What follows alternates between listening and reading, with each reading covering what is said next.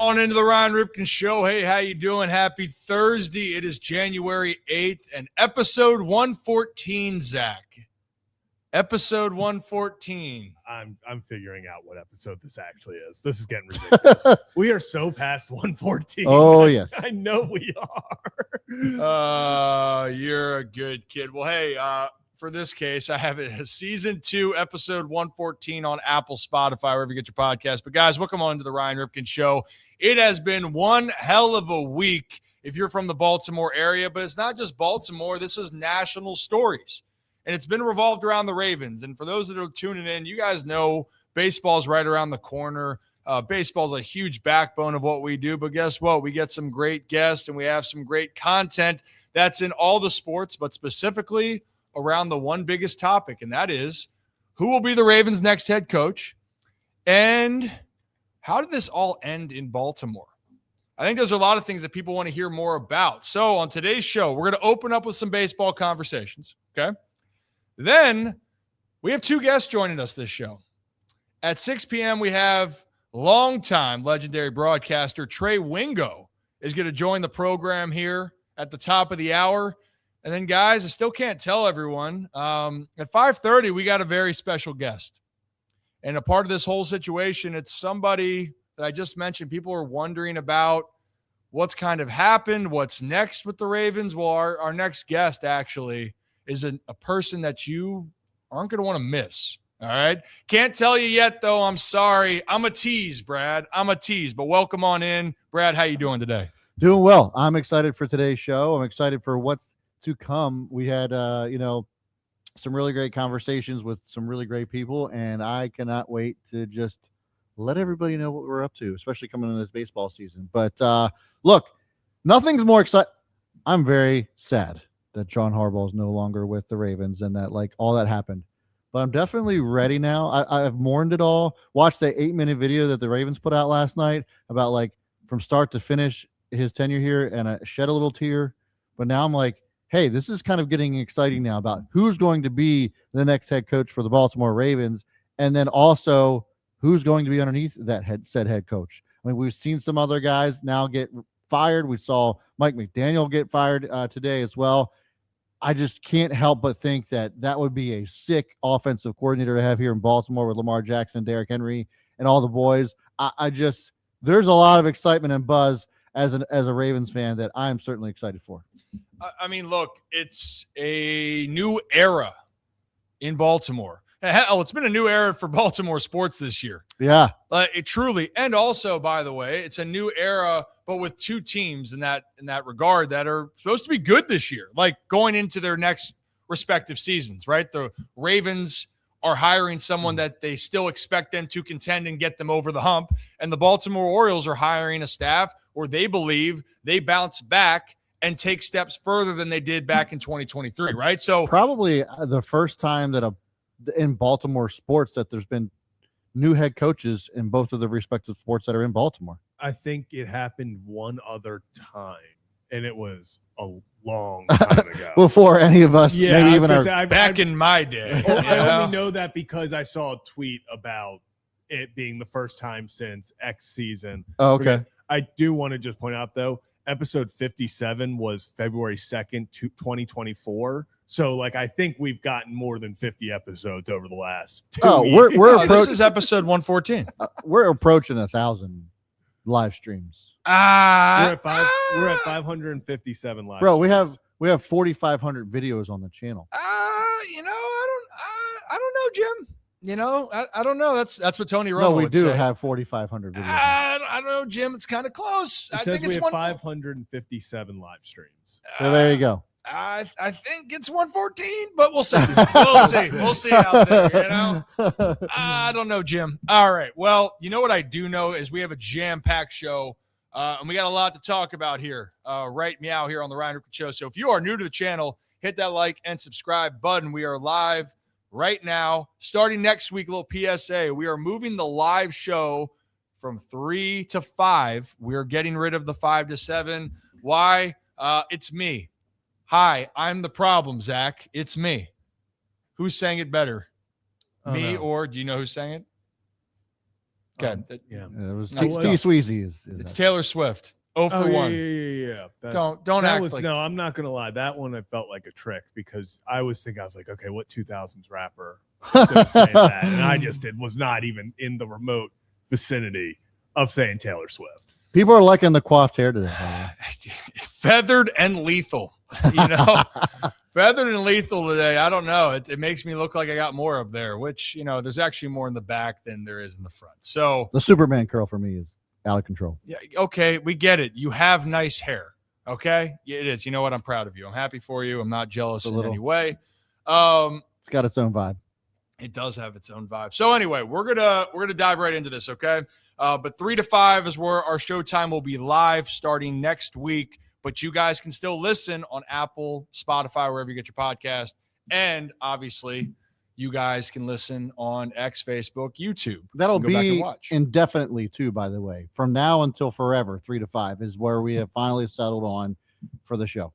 Guess you could say live till 5. Hey, There you go. Write that I down. like that. Write that down. Oh, All right. good. Why don't we write this down? Baseball talk. Fellas, we are just over a month away from spring training kicking off. Like that is bananas. So right now, look how many guys are still out there in free agency. I mean, there are some huge heavy hitters right now. And that's where I'm going to start with topic number 1. Guys, we know Kyle Tucker has been a hot name. It's been thrown around with the Dodgers. It's been thrown around that the Blue Jays are the favorites. Well, then people kind of forgot about Mr. Bo Bichette. Where does he fit into the equation? And guys, there was reports out there right now, Zach, that Bo Bichette, unlikely to go back to Toronto, but he's meeting with the Philadelphia Phillies in the next upcoming days. That's according to Matt Gelb. I got to tell you, man. That's scary. Bo Bichette in Philly? That's scary. I like it. I like it for Philly for sure. I like it a lot. And you know, in the AL East, if you're an American League, you got a fan of a team, the Orioles, the Yankees, the Blue Jays, Red Sox, whatever it could be. Sorry, Blue Jays fans look away, but they're spending money. So you know what? They'll be sad. If they They'll get be fine. Tucker, they can't be upset about Bo. It's either No. or. You know, You get can't one or get the other. everything. Okay. Can't get your cake and have your cake and eat it too. I will say, you know, looking at just their depth chart right now, assume Bo slides into the second base slot, taking Bryson Stott out of there. Bryson Stott, former top prospect, kind of been disappointing in his major league career so far. But like I talked about it before where I wasn't sure where the Phillies were in midst of their championship window, because it feels like that window is starting to creep closed a little bit. But you get Kyle Schwarber back this year. Yep. You know, you sign him 5 years. Then all of a sudden, if you go out and you get a Bo Bichette to add to a lineup with Bryce Harper, Trey Turner, obviously Alex Boehm, up and down, don't ask Philly fans about him. Brandon Marsh is a solid guy. We'll see what happens with Real Muto if he comes back, what they'll do with the catching situation. But that lineup, you know, added on to Christopher Sanchez, Jesus Luzardo, Aaron Nola, Andrew Painter, Zach Wheeler, like they've got it might not be a window of 5 years because definitely some age there. But the Phillies, if they get Bo Bichette, that lineup is up there with every team in the rest of Major League Baseball. It's a scary team. No, I mean, look, the Phillies that I want people to talk about. You know what? I can't zoom out. Can I zoom out here? Can I zoom out on myself? Here, what's coming. You know what? It didn't work out as well as I hoped. But No. you know what? You can put it back, Brad. Bam. Oh, geez. Oh, hey, how'd that happen? I don't know if I like that. Get back in there. No, I mean like the screen. Okay, get back. So anyway, back to baseball here. Yeah, come here. So Bo Bichette and the Phillies. Look, Philadelphia, for all the things that have been going on throughout baseball, I think people aren't really talking about Philly, and they are still primed with the group that they have to make another run. And yes, they are a little bit older, but Kyle Schwarber did go back there. That's a huge deal. Bryce Harper, I'm buying the Bryce Harper, pissed off Bryce Harper. He's wearing the shirts during the offseason. I believe in Trey Turner, and their pitching staff is still very, very solid. You get Bo Bichette in that lineup, to me, you're talking about a team that's trying to challenge the Dodgers out in the National League. I think they'd be right there. I do, because I think the Philadelphia Phillies can win right now. And Bo Bichette is a guy that they're not investing with just for the next couple of years. This is a guy that's going to be invested with his age moving forward. So it makes a lot of sense. I still think an American League team, if the Yankees got to figure out something, and I know that there's reports out there that the Yankees, if they can't get Bellinger, would they pivot to Bichette? But it really does feel like Toronto isn't going to bring him back, which, as a baseball fan, I loved the Bichette-Guerrero Jr. relationship. I love that for the game and for fans. But if you're Bo Bichette, go where the money's going to go. And if they're going to prioritize Kyle Tucker, which that's the reports for now, then you go out there and you can join a contending team, because that's what the Philadelphia Phillies are. So that's the one news for the bats. We're still waiting on Kyle Tucker, Bo Bichette, but there's still some other big bats out there, Zach. I mean, have we heard much about Suarez? Did I miss that one? Not Ranger Suarez. Eugenio? Yeah. No, I mean, we are at this. I want to say, this is classic baseball offseason. It's not. This has been one of the slowest offseasons. And it sucks because I feel like we say that every year. Like, this is one of the slowest offseason, because they keep getting slower for some reason. Eugenio Suarez, obviously his value wasn't as much as we really thought going into maybe free agency. Certainly not as much as we thought the trade deadline. But it seems like everyone, plus their mother, is waiting for Kyle Tucker to make a decision, waiting for Bo Bichette to make a decision, we joke about it all the time. Kyle Tucker and Bellinger, they're staring at each other, and Kyle's going, Cody, sign a deal, man. Cody's going, Kyle, just sign the deal, man. And they want to know what the other's getting. And it just feels like we have so much of that right now. Same thing with Valdez and Suarez. They're both going, you sign first. No, you sign first. I insist. Yeah. I insist. No, please, after you. And now we're just in this stalemate of, okay, somebody's got to sign. And Ryan, we've talked about before, I'm intrigued to see if this goes on for another week or so of guys not signing. Do we go and see this secondary market start really going off the board, because teams are going to go, hey, I'm done waiting for you. I'm done. I'm not sitting here waiting for Kyle Tucker to sign in Toronto so I can sign Bo Bichette in 2 weeks. Maybe we start dipping into that secondary market. Yeah, I mean, that's the part here that's just so fascinating here. It's January 8th as we're recording this. January 8th, and look at the amount of talent that's on the board. And so when we're looking at the trade market, we mentioned yesterday in the video when Edward Cabrera signed. The Cubs were saying, hey, the big names for the free agents, we can't wait any longer. Could they still sign some guys? Yes, but they might be signing secondary guys. And we're saying we can't spend the money, nor are we going to wait to fill out our roster. So teams are going to have a little bit of this decision to make.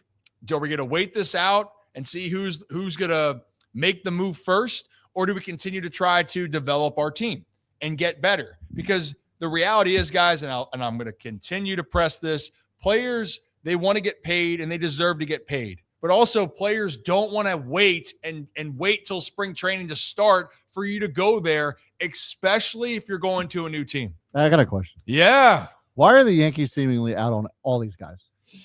See, I'm not fully buying that. I said seemingly.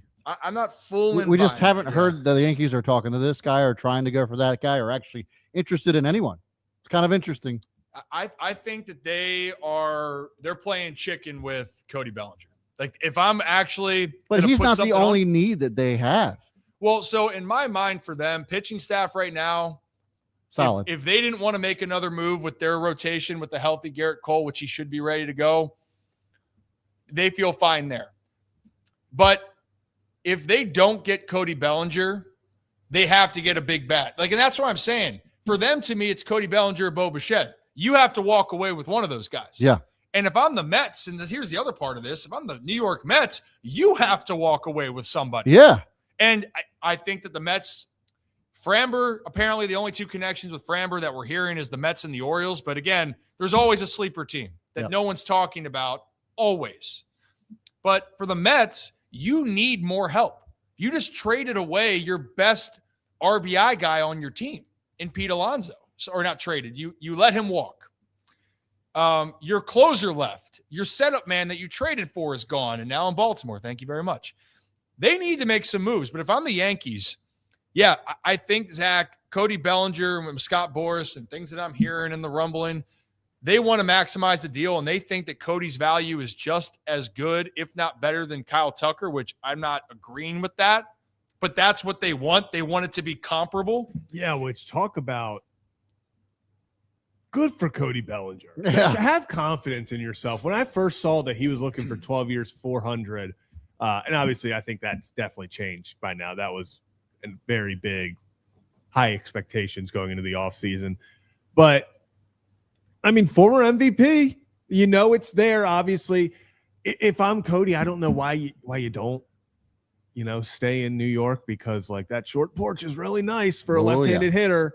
Your stats look really good. I don't know if he's Tucker. I just personally, I don't know if he's Tucker. Bichette to the Yankees would upset me the most, I think, because I think that's just such a good bat to get on base in front of Aaron Judge. You put Judge at the 3, Bichette at the 2. Maybe you lead off Bichette, have Judge at the 2. But Bichette is one of the best pure hitters in the game. Like that's no ands, ifs, or buts. Let's not sugarcoat this. Yeah. Bo Bichette is one of the best pure hitters in baseball. You can't protect, like, Aaron Judge sitting behind him. You got to pitch to Bo, and we know Bo. I mean, look at Game 7. If they win that game, his 3-run homer is everywhere. I mean, he's got pop. You make a mistake to him, he's going to make you pay for it. Bo Bichette, I think, impacts their lineup. Now they'd have to probably trade Volpe or Jazz, figure something out there. But I would be very upset as a fellow AL Easter if the Yankees got Bo Bichette, because that's a talented player.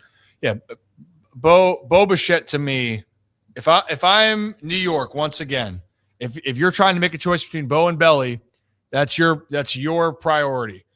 If you're talking about hitter, give me Bo Bichette. If you're talking about all around for what your team might need, then get Bellinger. But regardless, for the Yankees, you got to get one of those guys. You have to. And if you don't, then I have a little bit of a different feeling. The Yankees right now, still, guys, are like the betting favorites in the AL East. Believe it or not, they still are the favorites by a lot of people there. Yeah. But they need to make a big bat move, and I think people expect it. But there's a lot of moves that still need to happen here. And, like, those are the bats, and we're going to see that go. But when the heck are some of these pitchers going to go? And we've talked the longest time about Framber Valdez and Ranger Suarez. But what about Zach Gallen? That's a name where he had a rough year last year, so his value has dropped. Talented pitcher. But where does he stand? Well, today on MLB Network, John Morosi was then giving some insight into what the market could be for the free agent right-handed pitcher. So let's play that clip, and we're going to react to it on the other side. To the Cubs, am I wrong in thinking that's not the case anymore? I would be surprised if the Cubs land Zach Gallen. Again, there were reports at different points of the offseason about Gallen and the Cubs being linked. It seems likely to me now that Gallen is heading elsewhere. And I'll mention the two teams that we keep hearing are very much involved in the starting pitching conversation, broadly speaking, Mets and Orioles. Both of them are potential landing spots for Zach Gallen. It seems as though the other teams that were in there on the starting pitching market, like the Giants, for example, they seem to satisfy their need for that elsewhere with other acquisitions. And so it's not the easiest scenario right now to project out where Gallen winds up. And in fact, I would say this, Lauren, even for one of the more accomplished free agents on the marketplace, it's entirely possible that he would sign either a 2-year deal with an opt-out after year 1, or even a pure 1-year deal just to bridge things, re-enter the marketplace a year from now when maybe things will be a bit more favorable for him. It's a long wait, because I think we're all waiting on Framber Valdez to sign in the next couple of weeks. Ranger Suarez probably follows him, and then Gallen after him. And then one thing I'm sure we'll talk about in the days ahead too, still the potential of some starting pitching trades like Freddie Peralta is further clouding the outlook for Zach Gallen. So here we are on the 8th of January, Lauren.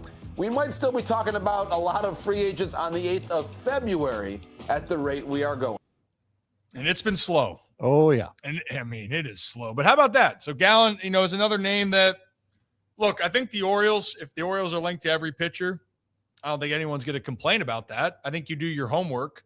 But if Gallen had a better year last year, guys, you could argue he'd probably be the second pitcher signed. If Dylan Cease got signed this early, then Zach Gallen would probably have been in that similar camp. But there's some questions. That's the biggest part. There's some questions there. And the two priorities still are going to be Framber and Ranger. But I think Zach is one of those guys that from a value standpoint, he could be the deal of the offseason. And why I bring that up is that he could elevate his game back to what you saw in previous years. Like that's the part here. Because what have I said all the time here, Zach and Brad? When it comes to free agency, it is great and it feels good. You puff out your chest when your team gets the big player. And sometimes it can turn out to be like the Max Fried that signs for over $200 million. And you go, damn, look, he went out and he balled. That's it. Yep. Or in this case, and I hate it for Corbin Burns, Corbin signs that big deal. And within the first few months of the season or halfway through, he's out for the year. And that's a big contract that you're waiting for him to get back. Injuries are a part of it. But then also, Nick Pivetta signed. Well, who the hell cares that Nick Pivetta signed last year? The Padres did. And that was the best move, in my opinion, actually. Besides the Max Fried big deal, best value deal for a pitcher last year was Nick Pivetta, in my opinion. Or if it's not the best in your mind, he was one of the best. If you don't believe me, go look up his numbers. And shout out Kevin Ostreicher. Kevin's like, I want to see a Pivetta in Baltimore. I mean, Still crazy.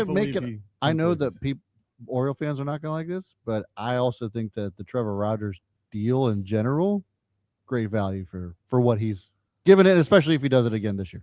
If Trevor Rogers does what he did last year, Trevor Rogers is going to win the Cy Young. Yeah. What do you got, Zach? Just wanted to talk Zach Gallen a little bit more. We talked about, definitely a down year for him. I mean, you look at it and that 4.83 ERA slaps you in the face. Like there's no getting around that. That is not Zach Gallen, especially when the previous years he was 3.65, 3.47 in the ERA column. But I want to take it back just to August 1st plus last year. August 1st through the end of the season, Zach Gallen started 11 games. He had a 3.32 ERA across, let me see if I can, where his innings are. It's not going to tell me right here.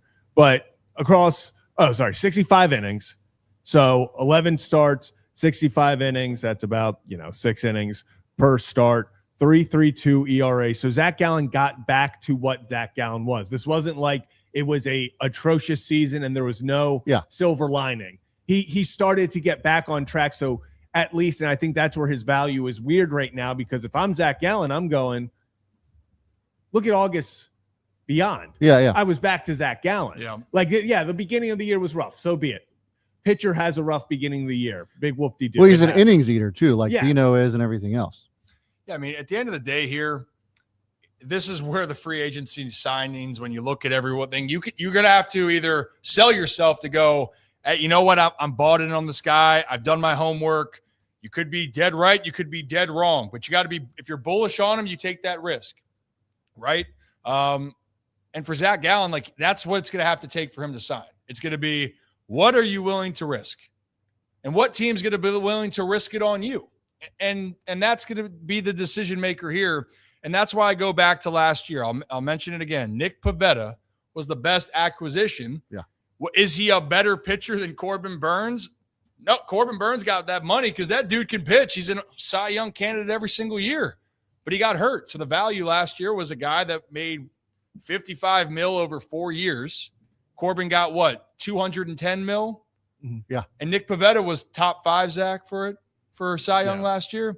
Yep. I mean, dude, I think that's just the Gavin Sheets effect out there. I like to think my Marylanders, you play with Marylanders, you get better stats. I don't know. I love Gav. By the way, Gavin's saying, "Oh, we should hang out more." I'm like, "Hey, dude, well then come on down." I was gonna say it's open invitation.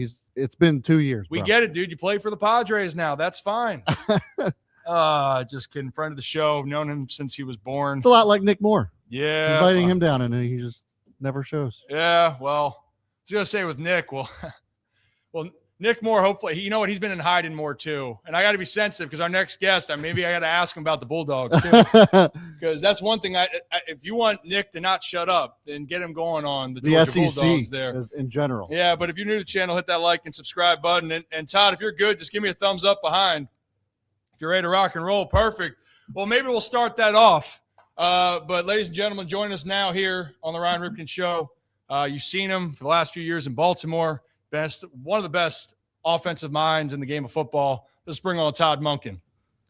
Todd, how you doing?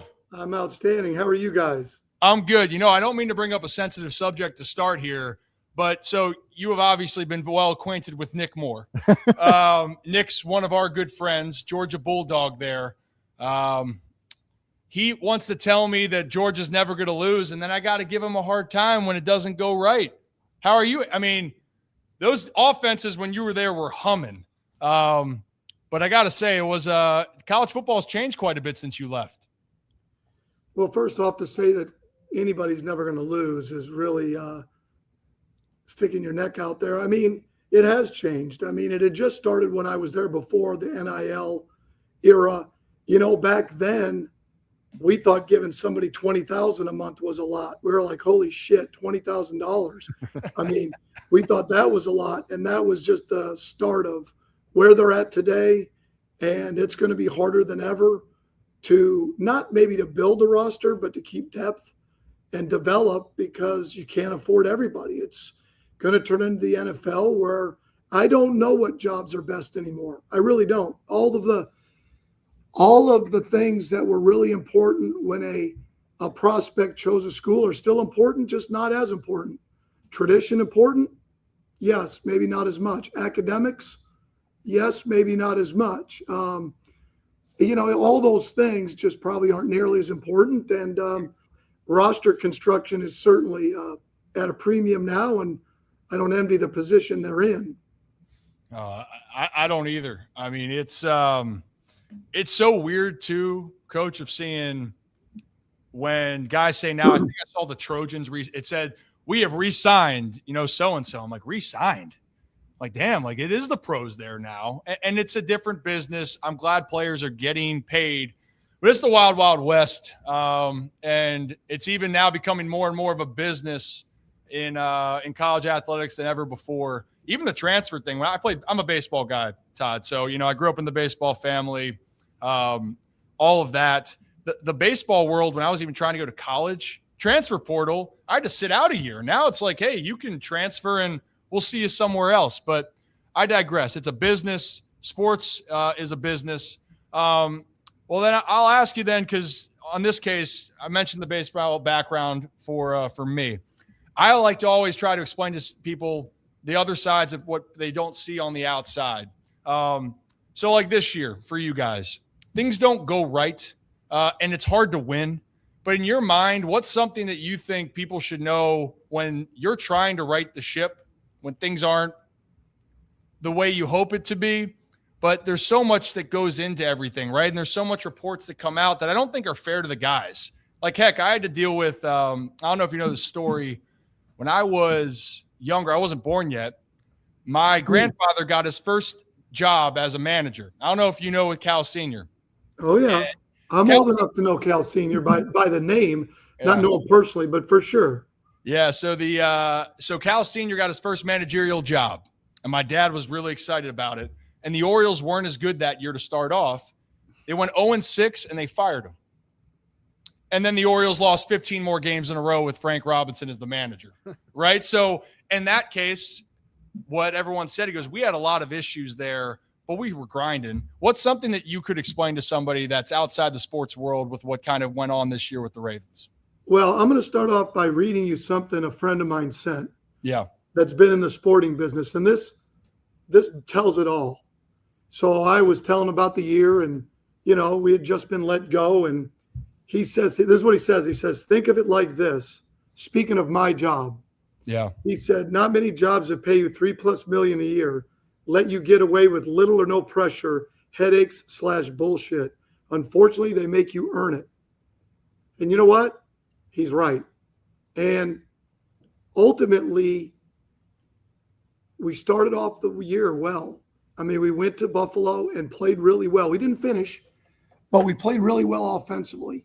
Kind of picked up where we left off last year. And then we played Cleveland, really good on defense. Didn't play nearly as well. Didn't start off well. We finished well, but we had great field position. Really still was pretty clunky, and it started with our run game. And we weren't really efficient throwing it. Detroit played solid, but then, we lost. And then we went to Kansas City and Lamar got hurt. And really from there, we were really never the same. And there's a lot of other things that go into it, quarterback, scheme, all of us collectively. But we really were never able to really get our traction till later in the year. Really later in the year, we got our traction back. We really played pretty well, with few snaps at Cincinnati. We played fairly well against Pittsburgh. We didn't finish. Played fairly well against the Patriots. Played well at Green Bay. And we did some good things at Pittsburgh, but we just never could get it going again. And we weren't awful. We just weren't really firing in all cylinders. And it's hard to put your finger on it. And that's what people want to do. They want to say, well, what exactly was it? Well, we all got to own it.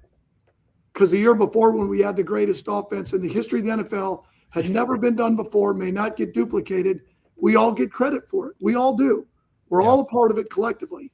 I think the hardest part is in anything in life when it goes bad, owning it. Who's going to own it after your 5 minutes of bitching and trying to deflect? And it's not me. The bottom line is it was all of us. Yeah. And that's the way it is. And it wasn't good enough. Because first of all, shouldn't we all aspire to be the best offense in the NFL? Yeah. Shouldn't I aspire to be the best coordinator in the NFL? Mm-hmm. Shouldn't every player aspire to be the best player? And when that doesn't get done, it's frustrating. And at the end of the day, it wasn't good enough. And but I can tell you this: it wasn't from a lack of, from our players in terms of the effort they gave every day, or our staff. And really, it's tough because I really believe that it was just going to be a reset. In my mind, I'll speak for me. Yeah. We really weren't that far away. It wasn't like we finished, certainly in red zone and some of the conversions, we weren't as good, but we finished 7th in points per play. Yeah. We just didn't have a ton of plays. We were big, little. We didn't stay on the field at times.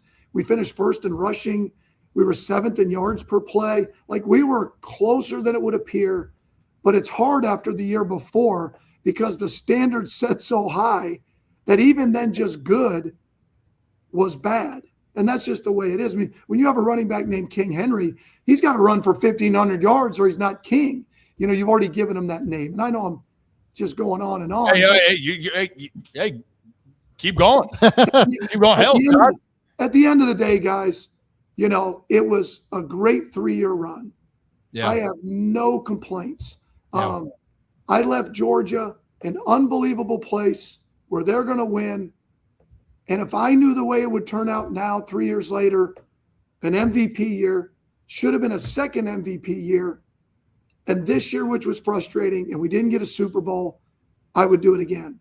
I'd do it again tomorrow to be a Baltimore Raven and be a part of this organization and take a shot with Lamar Jackson in this organization, try to win a Super Bowl. We just didn't do it. And, there'll be things that you always look back and go, I wish I would have done this. Wish I could have done that. But there's going to be a lot of things I'm going to look back and say, we did a damn good job. There's a lot of things. I really wish Lamar would have been healthy and seen what we kept building on, where we went from 23 to 24, and then we just never got it going. And, that's just the way it is. It's what you have to live with. Yeah, I mean, look, the business of it, that's why I started with that conversation with my grandfather, was senior, right? When you lose, shit happens. And people can lose their jobs, or it leaves the tough decisions for people to make because that's the standard. And when you've been in Baltimore, right, the Ravens, what's the standard? Win. Get to a Super Bowl. And it's not just once a year, it's every year. That's been the mantra. And you're right. Your offenses in 23, 24 was humming. And there were some issues this year, right? From injuries. I know at times, and I'm sure you would say this too, Todd, there was things that you wish that you could take back. Like, I know that people get on the mantra, which I hate, when they go, okay, blown leads late in games. Like, well, no shit, that sucks. You know, and like, I know that people are going to say, hey, Derrick Henry being in the game late. There are everything there. What I'm trying to say is, and I think that you were saying this correctly, there are things that you own as a group, and there's things that you learned in the process. You're not perfect, right? You make mistakes. Everyone makes mistakes. But then also, you do a lot of damn things right. Because if you didn't, this offense and this team doesn't do what they did in 2024 or 2023. And it's funny, I laugh at it because 2 years ago, Todd, or even last year, hey, this offense couldn't do anything wrong. You know, it's kind of crazy how quickly that changes. And there was a lot of things. There's a lot of things. Yeah, go ahead. We live in the world, which we should. I don't care if you're a player or if you're a coach. You can't carry over points, and you can't carry over what you did in the past. Yeah. Now that gives you credibility. That gives you, where maybe some leeway if it doesn't go as well. But at the end of the day, you got to do it every game, and you got to do it every year. And that's just the way it is. That's the business we live in, especially when you've got Lamar Jackson and you're at the Baltimore Ravens. I mean, the expectations are high. And the one thing that I've always done in my career, I think, is I've done a damn good job at owning it. Yeah. And then we're human. When we make a mistake, you fight like hell to fix it. And that's all you do. When it's not going well, or you got to pivot and you got to go another way, you fight like hell to fix it. And it comes with the territory of calling an offense, or who you use personnel-wise, or in certain situations. And ultimately, I think over the 3 years, we've done a hell of a job using all of our personnel, who we've gotten the ball to. Are there going to be times where people are going to disagree with that? That's their prerogative. At times, I would agree with that and agree with their criticisms. And other times, I would say, absolutely not. They really didn't see the flow of the game or how many plays we actually got late. But it really doesn't make a shit. At the end of the day, we didn't score enough. We didn't win enough. And that's the nature of what we do. And like I said, I'm not bitter. I'm grateful. I think the fans are great. I think we had great players that really embraced what we tried to do. And like I said, on to the next challenge. And I wish the Ravens, I'm sitting in my office, for God's sakes. I've been working on football all day. So I love it here. I love the people here. And I wish them nothing but the best, and Lamar. Yeah. Well, I mean, this is the thing that I try to explain to people, right? Sports the emotions of it, especially like from a fan's perspective and from a player's perspective. When I tell people when teams lose, or when I was playing too, believe me, no one's more pissed off than I am in the building or doing something, right? Because your hands are on it. And when you lose, you're a competitor. You don't like it. And then on the outside, fans, all they want is a winner. And everything's equally right to be frustrated, the criticisms. And I laugh too at times when people have been on about the Derrick Henry usage. You've came out and said, hey, we're not making that mistake twice. He's going back in there. I think the quote exactly that I saw, you go, he got tired. He came off the field in New England. He ain't coming off the field tonight in Green Bay. And that dude ran the ball well all year. Yeah. He's a beast. Yeah. He's awesome. Todd, can I ask you a question about how do you keep the outside noise and shit out? Because one thing I hate when things are going wrong is everyone wants to tear down, it seems like, each other, right? So all we're hearing inside, there's tensions, there's issues, players and the coaches and the players, and specifically like saying with Lamar, how do you deal with all of that in general? And do you have any thoughts on all that, of everyone that continues to try to push these narratives out there throughout the season? Well, I can only speak for myself on one end of it, which is what I already said. Like, I didn't do a good enough job. Okay, that I can only speak for myself. So I'm going to start with that. Okay. Okay, let's go to the normal. How do I want to say this? The normal things that come with frustration. Yeah. I've been married 34 years and with my wife for 40. And if over the course of that whole time that we've been together, if you caught her at the wrong time, God knows what she would say about me. God knows what she would say in a moment of when things aren't going well, when I did something that didn't make sense. And that's human nature. Yeah. Like, there's things we probably say up here in the coaches' offices about the players that we wouldn't want them to hear. I don't go to the media with that. The moment we go to the players, we make it work. And we fight like hell to make it work. And what's frustrating is when that gets leaked out or somebody leaks their frustrations. And I don't know why that would happen other than trying to exonerate themselves from owning why we're not being successful. And listen, we're in a business where we're expected to excel every week. So there's going to be high stress. There's going to be frustration. There's going to be times where they look at me and they're like, why don't we call this? Why don't we run this? Why don't we use this player more? That comes with the territory. I mean, that's no shit, and like, I get it. I'm not mad at anybody, but the media acts like that's something that's like, woo, the players are frustrated with the play calling. Well, no shit. My wife is. I mean, so I don't even understand it. Like they act like it's something that, or this skill player wants the ball more. Well, no shit. They want to run the ball more. Well, no shit. Okay, you're running it more. We're too conservative. It's play to play, drive to drive. It's, hey, he's in his bag. The next one, he's too trick dicky. I mean, it is what it is. But they act like it's a big deal. Sorry if you got to bleep that out. So, you could say whatever. You could say whatever the fuck you want, honestly, if you want. So, but I'm just saying that what's interesting is we make this out to be like we're in the business of being critiqued. I don't like it. Everybody loves to be told they're doing a great job. Everybody loves to hear the good things. But we're not paid to always hear. The position we're in says you got to take the good with the bad. And at the end of the day, it's just noise, and the problem is the world we live in is what we try to talk to our players about all the time is the world of social media. You guys have to be careful because it's real easy to want to listen and believe to what someone says that fits a narrative. And it's easy to not believe the other side of it. Like it's everything in life, politics, religion, what side, the right or the left, sports. You just have to be careful of like, who do you really believe and trust? And that's what I tell the guys. Guys, we've been here 2 years together. We're on our third year.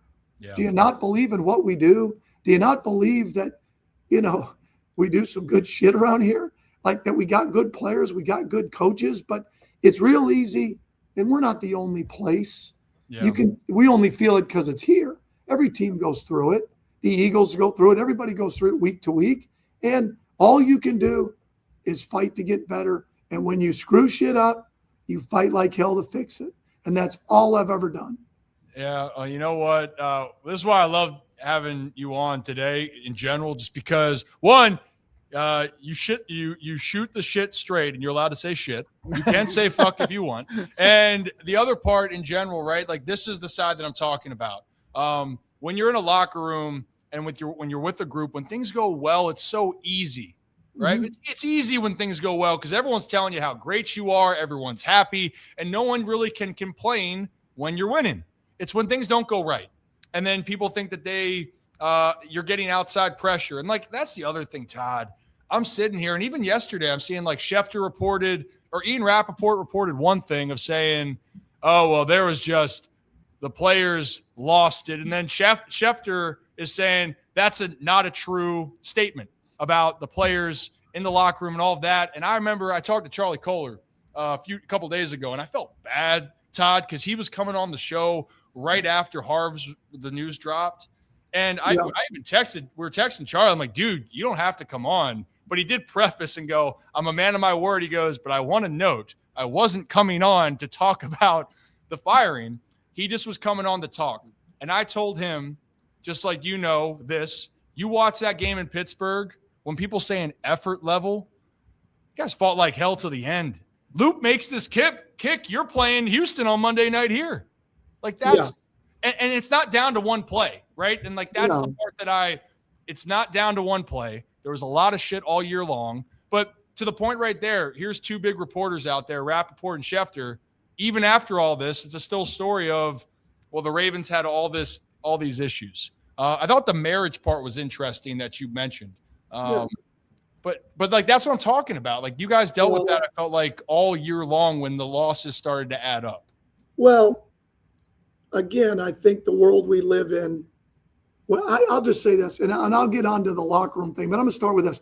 Yeah. When I was, give it 10 or 15 years ago, when I would take the podium and people would ask me as a coordinator of the next opponent, normally you would get questions about their defensive coordinator, their D-line, their scheme, their whatever. We don't live in that world anymore. Nobody gives a shit about that anymore. They want to hear about what is either elite or what's effed up. And it's what pops up for clicks. So everybody likes a good, crazy story. Something's wrong, something's right, whatever that is. I don't blame that. I'm just saying that in any given year, there's going to be issues in a locker room. There's going to be issues that go on. But our guys played their ass off against Green Bay, not knowing what would happen the next day. Yeah. I don't buy that. I can't speak to the defense. I can speak to the offense, that we came out and ready to frickin' roll. And then we went to Pittsburgh and we tried to play conservative to start to get it to the fourth quarter, because when we've gone over there before and we've turned it over, we've given ourselves no freaking chance. Yeah. So then let's open it up a little bit. We get in the game. Let's get it to the fourth quarter. Let's try and win it down the stretch. That was the plan. Mm-hmm. Pretty much we stuck to that. And I'm proud of that. We didn't get a ton of snaps, whatever it was, 48 snaps, whatever it was, for a lot of reasons. But I think at the end of what we do, I've given this statement before, and people always say about a message or, the locker room or whatever that is. And I think there's some of that, but the majority of it, I think, is a bunch of shit.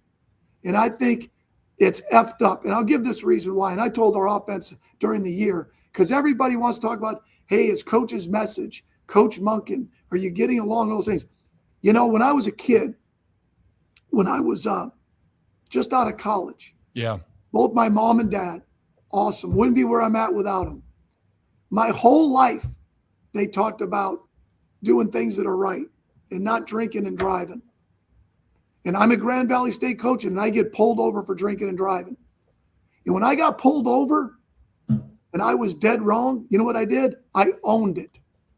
I didn't say, you know what, my messaging wasn't exactly right. Somebody didn't say, bullshit. You're going to tell me that John Harbaugh's message after 18 years as head coach, the best I've been around, besides Kirby Smart, those two guys, that all of a sudden the message isn't clear? He's the best to me of motivating and directing and keeping a team moving in a certain direction. And I'm not saying that. He may never hire me again. He might think I'm just some clown that should be working at IHOP. I mean, I'm just saying that I think it's an easy cop-out instead of saying, you know what, I got to coach better. I got to freaking play better. That's what I'm paid to do. Yeah. That's a fact. I mean, that kind of stuff. And then it just gets out there and anonymous stuff and whatever. I'm not anonymous. I'm telling you exactly the way I feel.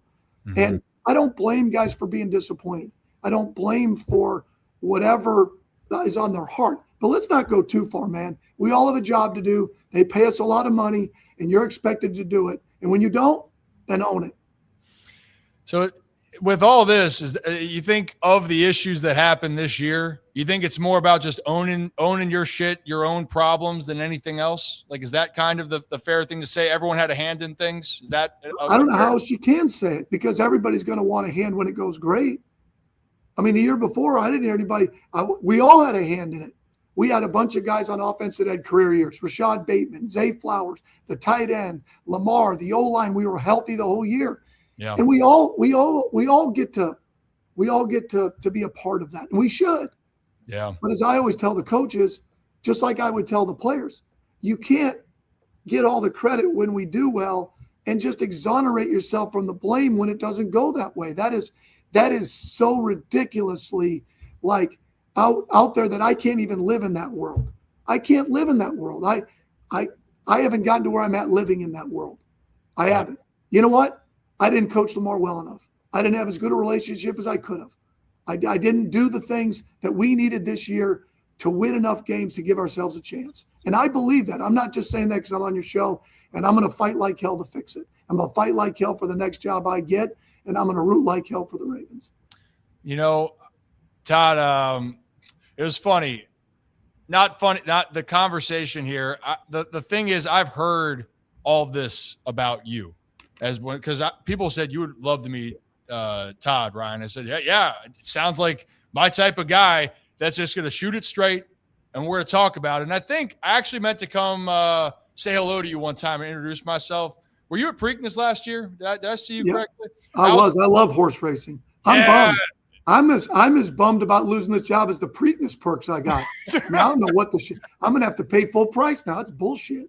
The only good thing is it's being moved to Laurel, and they're gonna have to do a lot of upkeep on Laurel to get that thing ready. Oh, it's gonna be way different, dude. The horse racing business. I mean, I might need you to come on a different time and just talk about that because I'm starting to get into it a little bit more. And when I'm there, that place is freaking nuts when it comes to the actual behind the scenes of horse racing. But anyway, I wanted to come up and introduce myself then because the one thing I want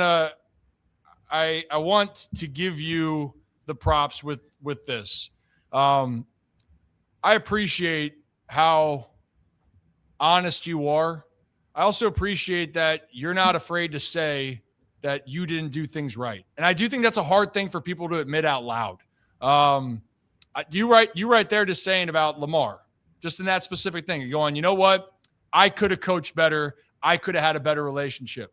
And I think nowadays in general, we are in a world now where it is easy to look the other way and to say, you know what? Either avoid it and pass it off or kind of make an excuse. But it sounds like to me, Todd, you do this because you have a I want to say like a credo or a mantra I can tell. Own your shit, put your best foot forward, right? Own your shit, put your best foot forward. And, dude, I've loved you being here. For all these reasons, I don't want you to go. I don't like to see Harbaugh go. I mean, I grew up with Harbs up in this area, you know. He's been great to me growing up, you know, and that's a hard thing. I mean, we're talking about reports. People are saying, you know, I don't know if you and Harbs are going to work together again, but everyone's saying that's the reason why Harbs isn't the coach anymore, is that the relationship with you two or that him defending you. It sounds like well, I don't know why people – first of all, I have no idea. I'm not privy to that. All I know is this. Yeah. Why it's just not – why can't people just say we didn't get it done? I know that in any situation people want to know exactly why.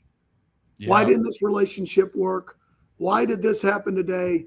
Why did this happen today? And it's rarely just one thing. Just like with us not doing as well as we did offensively, there's more than one answer. It's not one thing, or we'd have it fixed.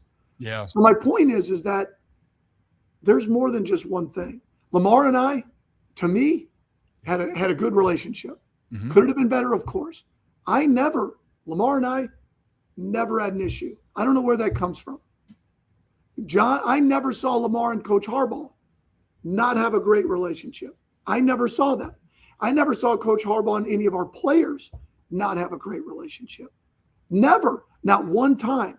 So any of that would be news to me, but I don't know how people feel. I don't know what they have inside, but I'm just saying I don't know, and I don't know why everything that they try to with the players and the coaches and whatever that is, it's like we didn't win enough. We just didn't. We didn't play well enough, and got to own that. And to me, you know, you have to have enough self-awareness to say, where did I fall short as a coach, as a player, as a man, as a father, as a husband? Where do I fall short? And if you can do that, you're destined to have a hell of a life and a hell of a career. When you can't, you're going to spend your whole life, you know, making excuses and trying to figure out why the hell shit happened, and it doesn't matter. It is what it is now, and you fight to fix it. So those are the things that but that's the world we live in, and they want answers. We want answers. And I wish I had it for you, that it was as simple as one or the other, but ultimately we got to own we didn't get it done. Well, and you know what? This is why I wanted you to speak on that, because this is what happens throughout sports teams in general. People want one specific reason why. Why is it the case here? And then you'll run with it. And I'm not saying that there isn't truth to certain things, right? You could say one thing, people can feel another, whatever it could be. But you know what the common factor here is in the sports business? Winning games. If you don't win games, shit can change. That's the nature of it. Look at the NFL. The shortening nickname for the NFL was not for long, right? Right. In MLB, it's the same thing. It's cutthroat. You get called up to the big leagues, you don't cut it. Hell, all right, see ya. We're going to bring someone else in. That's the business. It's not trying to be personal, even though it can feel personal. And that's the part that I hate with the reports, is that they're making it personal towards Lamar Jackson. It's making it personal towards you. It's making it personal towards Harbaugh. And Harbs, you're not a good head coach for 18 years. You're not an average coach. I'm sorry. You're not an average coach that's carried by players to be at a place for 18 years. Talk about load of shit. I think that to me is the one thing that's pissed me off more, of someone saying for 18 years, John Harbaugh has been carried. I said, no. That's not how this works in this industry. He deserves his flowers. You've been around the game for how many decades, Todd? How long? Holy shit. I've been doing this, I think, 38 years, 37. I'll be 60 in a month, for God's sakes, and that sucks. Well, I'll have to ask you. One, I realize I got to ask you for more marriage advice, because I just got married this past year. How old are you? How old do you think I am, Todd? Well, I used to work in a carnival, so I'll guess your weight first. Let's say you're 230. 220. Yeah, I'm a little. Sorry. The camera must put a few pounds on you. Damn. Sorry. Damn, Todd. I don't get a prize, so I'll say that you're 40. Damn. Is it the freaking hairline, Todd? I'm 32. It is. It must be the hairline. Fuck. Okay, I'll say 30, 33. Yeah, 32. 32, Todd. All right, 32. Damn. Sorry. Yeah, it's okay. Well, I usually go over on the guys, and I never go over on the women. You're screwed if you do that. They're always 21. I will just say this, that the hardest part of any marriage is the first 10 years and when you're young. Yeah. Much easier now. Yeah. But what are you going to do now to screw it up? Shit. Who wants to go back now? I mean, so it's hard. It's basically this curve of like really good, and then it's like, holy shit, how are we going to make it through this? And then it's like you get to a certain age, you're like, fuck, we might as well stay with it now. I mean, where are we going now? Hey, you know what? All great points. Hey, you know what? This is the thing. I think, Todd, I just love talking to you. I think as my marriage continues on, I might just shoot you like an email and just be like, hey, thoughts here now. What am I messing up this time? Yeah, it's just $300 an hour. That's all I charge, marriage counseling. Hey, perfect. You know what? Yeah. Todd Monken, marriage counseling 2026. Exactly. If I don't get a job, then maybe that's my calling. Marriage counseling. Dude, I think that the funny thing is that people would line up for that service. I'm telling you. Yeah. Todd Monken, marriage counseling. Marriage counseling. Damn, it's 4th and 1 every day. Marriage counseling, 4th and 1 every day. Let's go. Let's go. Hell yeah. I love that. You just created someone's motto. Yeah.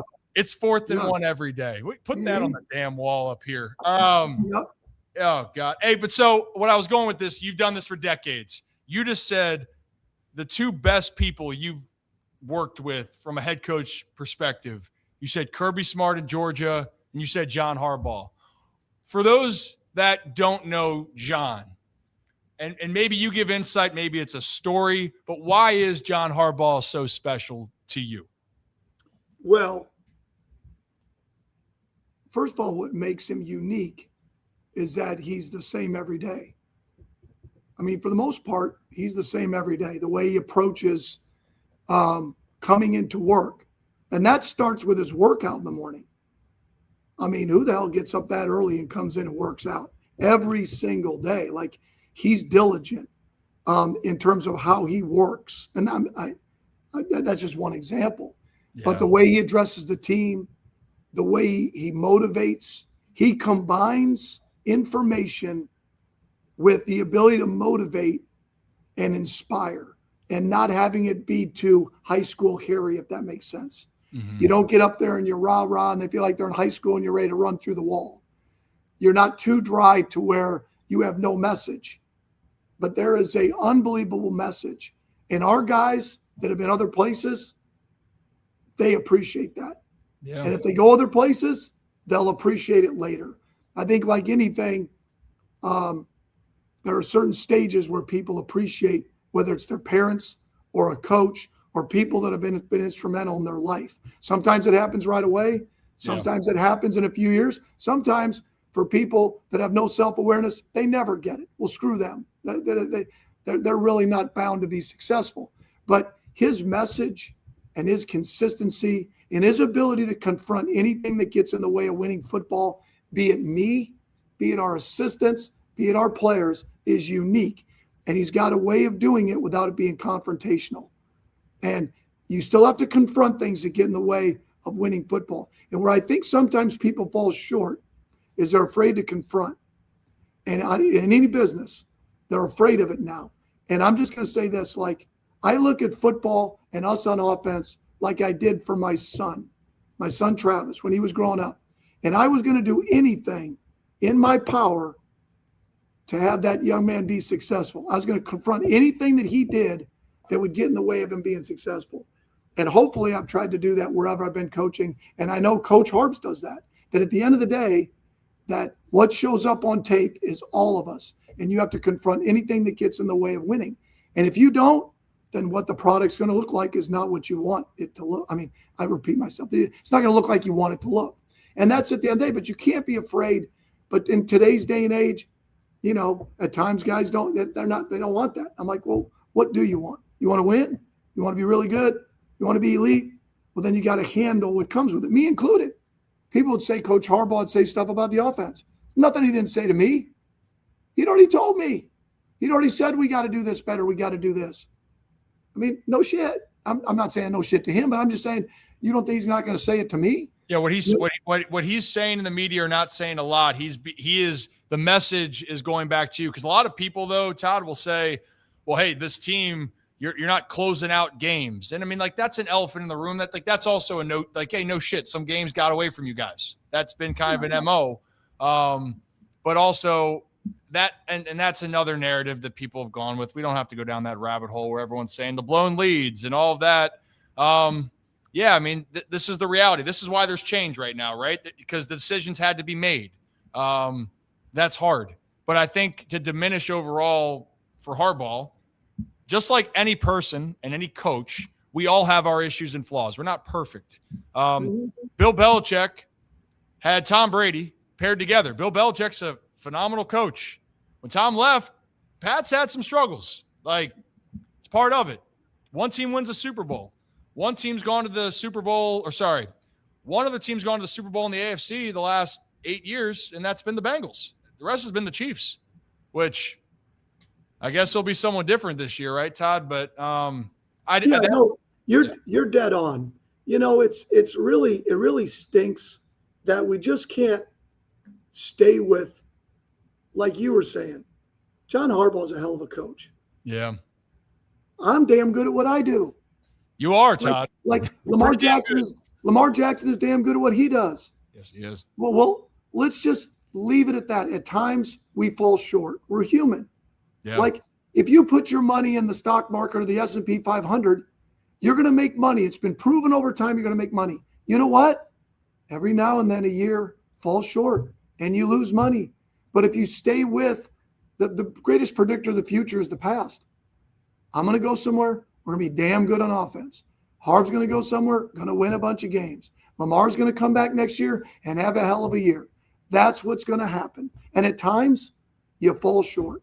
You fall short in your marriage. You fall short as a human being. You fall short as anything, a parent. But that's okay. Why does it have to be a beatdown? Just say we fell short. I wish everybody the best. I wish them this. But we just can't go that route. And it's okay. It's okay. That's why I'm cool. I love it here. And I'll always be part of the Ravens and always be part of what we did. I'll always be a huge Lamar Jackson fan. And it's okay. Yeah. I'll be fine. Okay. And we'll all be fine. Well, hey, on this note then, Todd, because I'll let you get out of here, but let's end on this. you've made it clear how much you love Baltimore. You love the city. You love the fans. You love the organization. Nothing but love. Truly, nothing but love. And I got to tell you, I think that that's reciprocated. The love here in Baltimore, you're always going to be welcome here in Baltimore, especially when Preakness gets back to the right spot. Let's go race. Let's go talk some horses. But 100%. Maybe give me one of your favorite moments in Baltimore here that's fond to you here before I let you go. Or one of the gosh dang it. I got to think about that for a second because it's going to revolve around, obviously. I'll never forget. There's good and bad. Yeah. I'll give one good and one bad. The Dolphins game where my first year here, we had gone out to San Francisco and on Christmas or Christmas Eve night, whatever it was. And, they were supposed to be the team that no one could beat.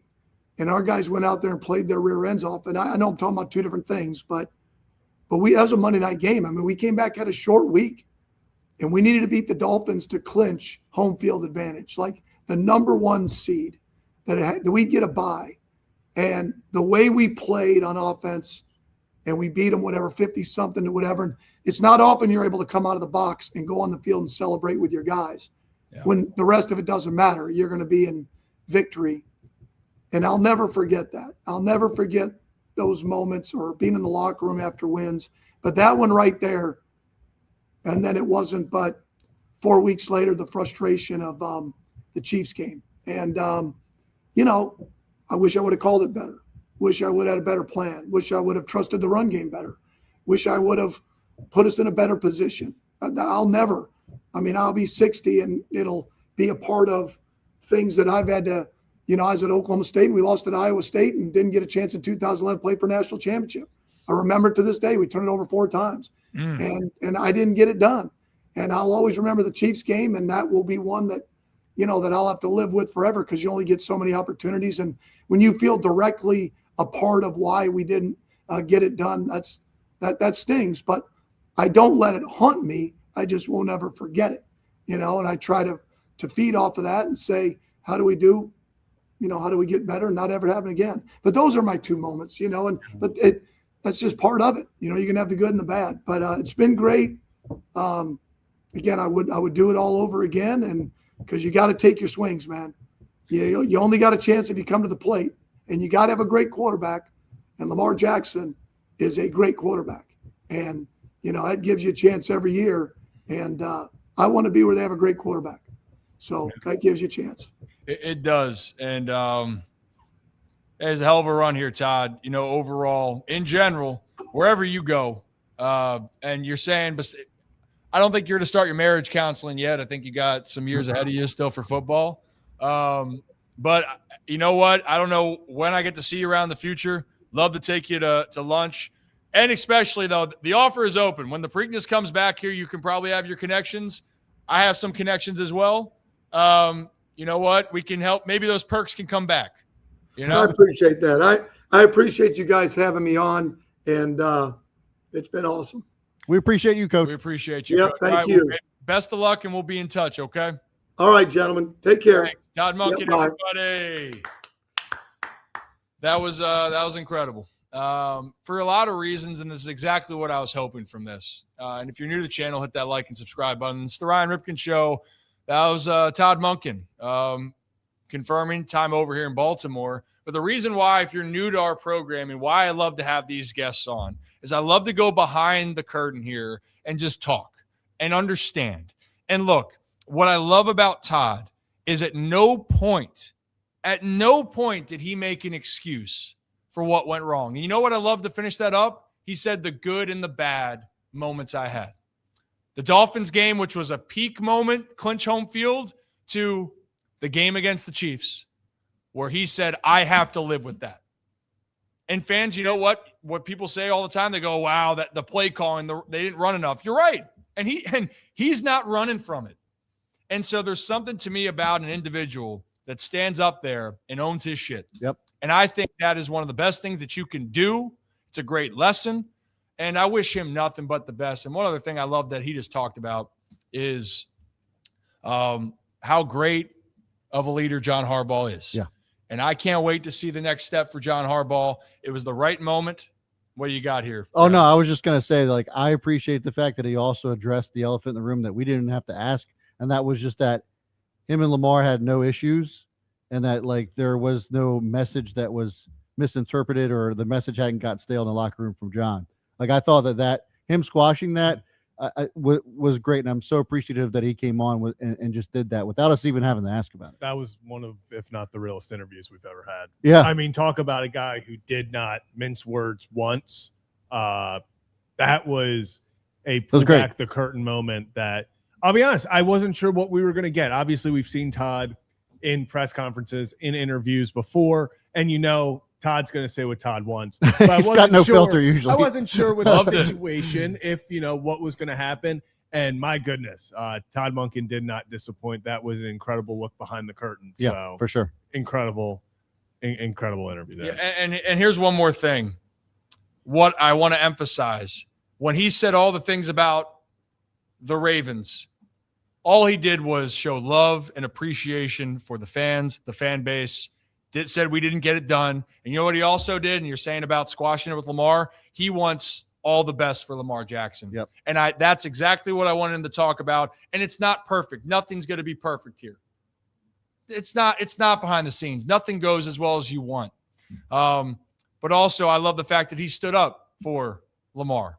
He took his blame, but also he's saying as a group collectively, the Baltimore Ravens didn't do enough, and that's the reason why there's change this year. That's why the Ravens will have a new head coach for the first time in 18 years. So if you're new to the channel, hit that like and subscribe button. But we got another great guest. He was going to join us the day the news dropped. We had a little scheduling. But now it might be even better that he's coming on right now because we got some more to talk about here.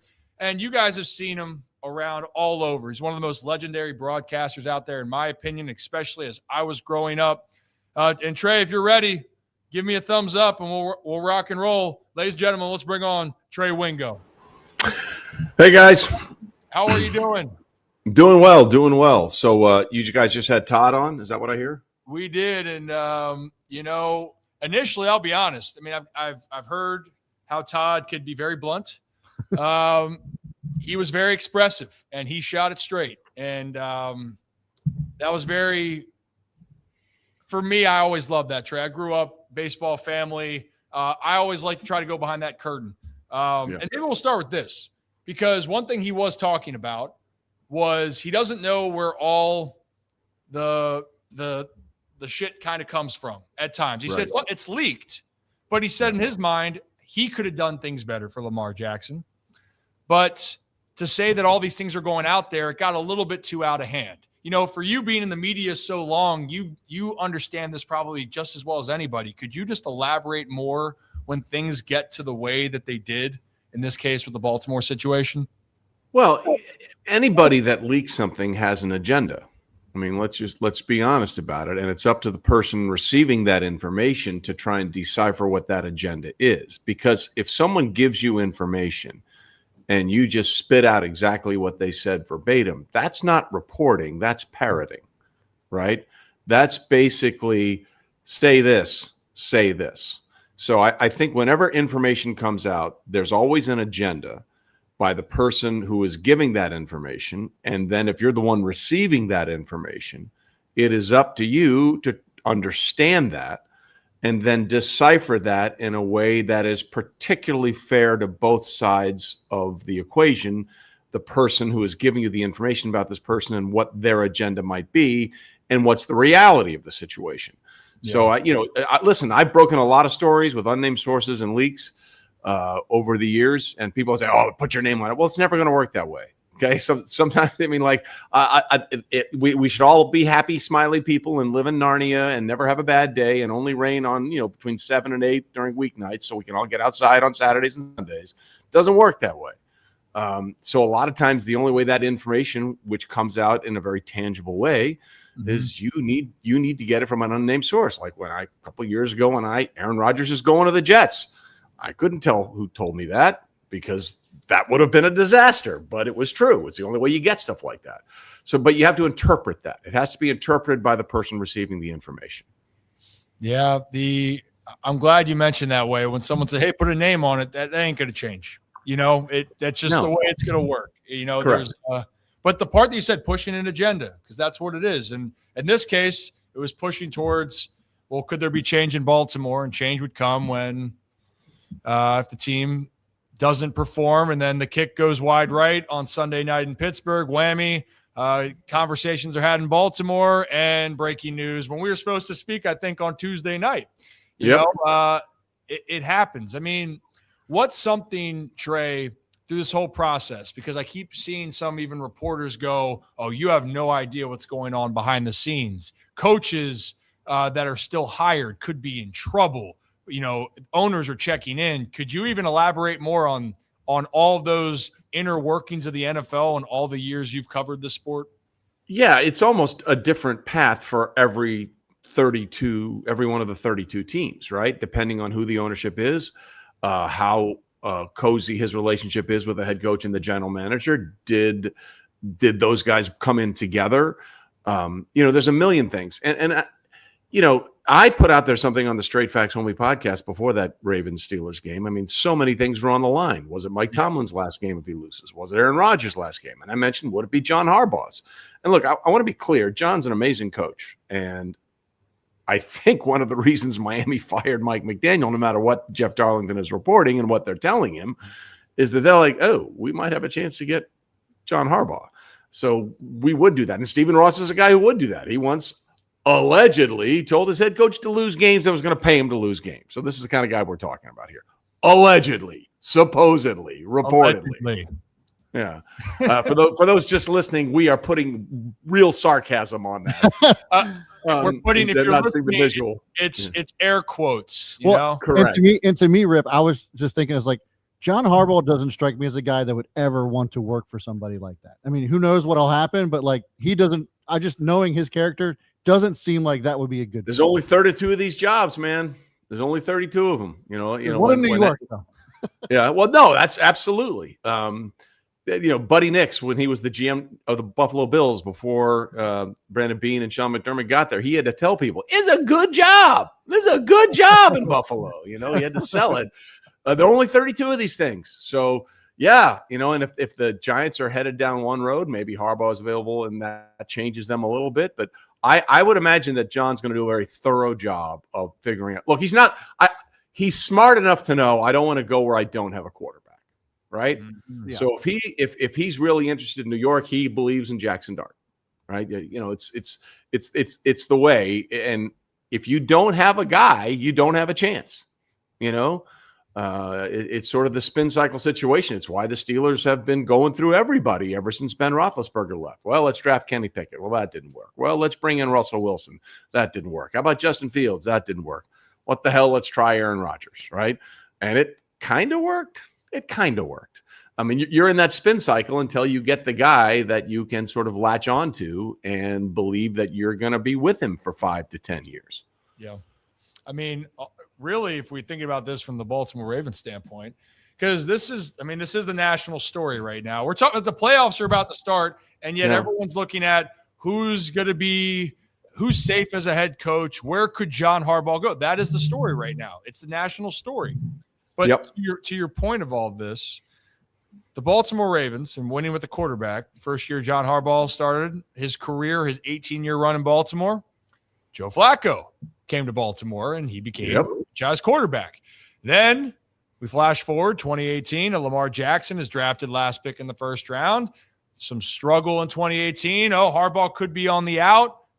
Lamar is inserted as a starter. They win games, and then another franchise quarterback's been in the fold. So it means, and it matters the most. So maybe in your opinion, and looking at this, we brought up the Giants, and if he likes Jackson Dart, to me, there's a lot of appeal with the Giants because despite their record, offensive talent, have defensive talent, and you have a high draft pick. So there is some excitement now. People are wondering, is the GM that's being kept, is he the right person for it? Are you going to mesh with him? I'm not expert on that situation, but is New York one of the ones you think he would like? And if it's not New York, what are a couple spots maybe you're keeping an eye on? Look, I think New York is very appealing to John on a lot of levels. But I will say this, and it's important that you brought that up in the way you framed that. Franchise quarterback came with the last pick in the first round. Remember, the Ravens had another pick in the first round, and it was Hayden Hurst, the tight end. And Hayden went on to have a fine career for a bunch of different teams. But if everybody knows as much as everybody thinks they know, there ain't no way that Lamar Jackson would have been taken with the second pick in the first round that the Ravens had that year. I mean, let's be honest about it. I mean, they lucked into that one, you know. And I'm not signaling them out because they do almost a better job of drafting than anybody. It's just if you were that convinced on Lamar, you wouldn't take in Hayden Hurst first. You know, let's just be honest about it. So nobody knows anything, as Al Michaels likes to say all the time. It has to be a place where he feels comfortable, where he feels stability, where he feels like he can work with that general manager the way he worked with Ozzie and then Eric DaCosta. But again, it has to be a quarterback. I don't know what his interest in Tua Tagovailoa is. I don't know how he feels about that. It has to be a place where the thing that John has a little flexibility with, unlike, say, the Robert Salehs of the world, like Robert, if he's going to get a head coach, he's got to get it right the next time. Yeah. Because I've heard people tying him to the Raiders. I would wish nothing worse than that for Robert Saleh. His two head coaching opportunities are going to be with the Jets and the Raiders. You might as well just say, never going to happen, never going to win. Because those are obviously the two worst scenarios for anybody to go to historically, based on how bad they've been. John has something that a lot of those candidates don't. He has street cred. You know, he's made it work. Now, you could make, and I made this point, for as long as he's been there and as good as it has been at times, not a lot of postseason success since Super Bowl 47, if we're just being honest about it. You know, they won a game last year and then, lost in the snow in Buffalo, had home field advantage the year before, won a game, and then they decided to stop running the ball in the second half against the Chiefs, lost that championship game at home. So John has been a model of consistency. They've been consistent winners. But if we're really critically looking at what matters most, and that's postseason success, there hasn't been a lot since Super Bowl 47. Mm-hmm. I mean, there hasn't been that's the part that has led to this decision, right? And I would argue in this case, if Baltimore wins in Buffalo last year, they come back and they win the snow and they go to Kansas City and lose a heartbreaker, I still think John Harbaugh is the coach this year. I think if the Ravens go to the Super Bowl in 2023 and they still lost, but they got there, I agree. I think John Harbaugh is still the head coach of the Baltimore Ravens. Like that. So it's a fine line here, but people are going to look at that. The reason why people are on Mike Tomlin and the Steelers, talk about a team in the playoffs. It's been 10 years, I believe, since the Steelers have won it. Yeah. They have not won a playoff game since Patrick Mahomes became an NFL player. That's okay. Let's put it that way. They have not. Their last playoff win was after the 2016 season in January of 2017 against, ironically, since I brought up that example, the Chiefs. Yeah. And since then, I think they've lost 7 straight, and each one of those games has been by 21 points or more. So it's been bad. And that's why, I put out there before that game on the Straight Facts Only podcast, somebody's probably losing their job, the loser of this game, whether it's Mike Tomlin or whether it's John Harbaugh. And, the only tenured coach longer than John Harbaugh was Mike Tomlin. Steelers don't like to make changes. My favorite football/non-football stat, since 1970, we've had 6 popes and 3 Steelers head coaches. I mean, that's, they don't make a lot of change in Pittsburgh. Hey, Trey, they don't make a lot of change. You're dropping all these facts. So I want to continue this conversation real quickly, but for straight facts, literally this is what you do. And so for people that want to know where this is, you're on YouTube. Where else can people find you for that?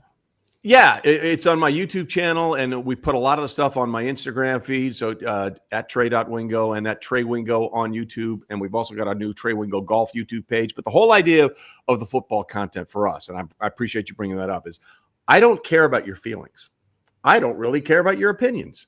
I want to try and interpret things through data and information, right? That's the whole, if you want to scream about something you feel about, God bless you. There are a million places, including my former employer, where you can have that ad nauseum. I am not interested. It does not do anything for me. So, we started to give people some sort of context here. The first episode we ran this year, we said, be wary of Saquon Barkley, because I did the data.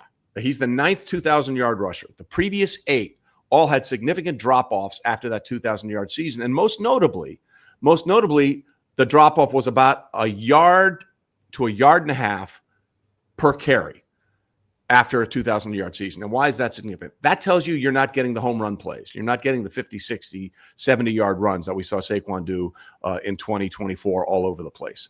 Every one of those backs had a significant drop-off. And look what happened this year for Saquon Barkley.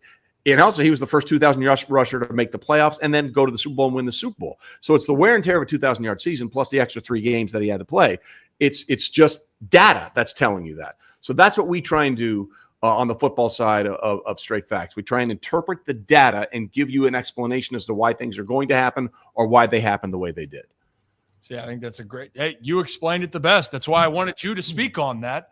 Zach, you got a quick question for Trey? Yeah, quick question, Trey. So – obviously, the Ravens, I think, pretty well known is the top spot if you're looking at head coach vacancies for the most talent there. But do you think that what is your opinion on the pressure of a coach to come in and perform right away? Because we just talked about John Harbaugh's downfalls in the postseason. Do you think it's something where, and when a guy comes in, there's going to be this added pressure of, hey, maybe in other situations you can have a year or 2 of building a culture and stuff, but you come to Baltimore, the expectation is going to be to win pretty much right away. Well, there's going to be pressure anywhere. I mean, let's just be honest about that, because people. I mean, Raheem Morris just got fired for 2 years in Atlanta. I can't believe someone said, I wonder if Baltimore would be interested. And I'm like, that would be a hard sell in Baltimore if you wanted to try and bring in Raheem Morris based on the success that John has had and the success that Raheem really hasn't. I mean, I think there's a lot of pressure with the job because of the standard that John set. Bill Cowher said it best years ago. He said, he was in Pittsburgh for 12, 13, 14 years, something like that. And he even admitted, sometimes after 10 years, the message just gets stale. And no matter what Todd says, and I believe he believes what he said, sometimes change is, for change's sake, is a good thing, especially if you have a Lamar Jackson, a 2-time MVP, who hasn't had a ton of success in the postseason. You have to try and capitalize on these things. Like we talked about with the Steelers, they're in that spin cycle of quarterbacks because they don't have a dude. If you have a dude, you've got to maximize your potential and maximize your window. That's why, to me, there's no quarterback that has more pressure on him in this postseason than Josh Allen. Look at the AFC quarterbacks. You have 41-year-old Aaron Rodgers, Bo Nix, who hasn't won a playoff game, Drake May, who hasn't won a playoff game, Justin Herbert, who hasn't won a playoff game, Trevor Lawrence, who's won a playoff game, CJ Stroud, who's won 1 or 2 playoff games. It's not a lot of things. Nobody has more on their resume than Josh, and the boogeyman's out. They've lost 4 straight to the Chiefs and Patrick Mahomes. Lamar Jackson's not there. Joe Burrow's not there. There's a lot of pressure on Buffalo to get this thing done because the way Drake May has played, that team looks pretty good. And, this run that the Bills have had before this past season owning that AFC East, I don't know if that's going to continue with the way the Patriots are playing and what Sean and Bo Nix are doing in Denver. They're going to be around. What Liam Cohen and the Trevor have done, looks like they're going to be around for a while. There's a ton of pressure on Josh Allen in Buffalo to finally get some results this postseason. There is. Some would say this is the year. Not that. Yeah. Well, it better be. Yeah, I mean, not to go on the road for each game, but as far as the landscape, this is the year. And I played this game with the rest of the crew in here with Brad and Zach. I said, Trey, I mean, hey, who's your favorite? And if you gave there is none. There is no favorite. You could tell me any team in the AFC. You could make your case, and I'd say, okay, great. Yeah, I mean, politely, the Panthers. Best of luck to you. But I mean, I think of the 13 out of the 14 teams in the postseason, you could conceivably say, logically, I could see how this might work out for them. Yeah. And I don't think I can ever remember a postseason thinking that way. Jim Nantz said the same thing. Yeah, Jim Nantz. We had him on earlier. What does he know? Yeah. He's only seen everything. I even asked him, I said, "Do you ever surprised?" He's like, well, this year, I'm surprised. Yeah. He said, never seen anything like it. So maybe to kind of wrap it up here, Trey, because I mean the Ravens and all the coach and whatnot. I mean, who knows? They're gonna interview everybody. They're gonna be the Ravens. They're gonna be diligent. It's gonna be time. So it's really, I don't even know if it's worth asking like who should be the coach, because I think there's so many options, right? Like I do think it'd be a first-year coach in my mind, or do you think that they would go back to the well with a solid, or would Robert Saleh fit, or are you thinking it's like a John Harbaugh-esque where they pick somebody that's brand new into the head coaching world? I think they have to find a mesh point. And look, I don't know what the situation is with the staff or anything like that. I'm assuming that whoever comes in is going to be able to pick his own staff. Sometimes that's the case. Sometimes that's not. Sometimes owners oversee that to the detriment of their coaches. Sometimes, I mean, I'm of the opinion, if you're going to hire a coach, you better empower a coach, right? I think the worst scenario is for a head coach to be hired, but then the GM or the owner say, okay, but these guys have to stay. Like, I don't think that works. No, for the most part. Right. I think if you're going to bring a guy in, you've got to give him carte blanche, as long as he works well with the general manager, to bring in his staff, the guys that he wants to. When someone is forced on you or is kept because someone higher than you is telling you that guy needs to be kept, I think that creates problems right away. So whoever comes in, I hope that Steve Bisciotti gives them the power to do what you hired them to do, because you see that in Dallas, you see that sometimes in Miami and other organizations. It just doesn't work. You have to, when you're going to bring somebody in, whether it's a fresh face or somebody else who's been around before, let them do the thing you hired them to do. Otherwise, you're creating a problem that wasn't there before you fired the last guy. To give your team or give your new coach the best chance, he's got to do it the way that he envisions, obviously, the ownership and how they want to create the building that they want. Sure, Steve Bisciotti, play like a Raven, the mantra throughout Baltimore. Keep to that, but whoever you hire, he's got to feel like he's able to do what he needs to do to give him the best opportunity to get Lamar Jackson, the Baltimore Ravens, over the hump. Well, Trey, before I get you out of here, I grew up in the baseball family. So for me, like, I was going back to like minor league stories because everyone always had them, or the early days of a career. You have such a unique background where you had such successful broadcasting career. You also spent time as a kid, you and Steve Young, right? If I'm not mistaken. Yeah. So through all of maybe the years of broadcasting for you, or any moments from high school, is there, from covering sports or being around sports, is there anything that just sticks out to you that makes you laugh looking back at? Well, there's a million things. I will do this if you don't mind, because Tom Moore just retired. Tom Moore, the longtime offensive coordinator of the NFL, 62 years in the league, just retired. And he had one of the greatest stories of all time.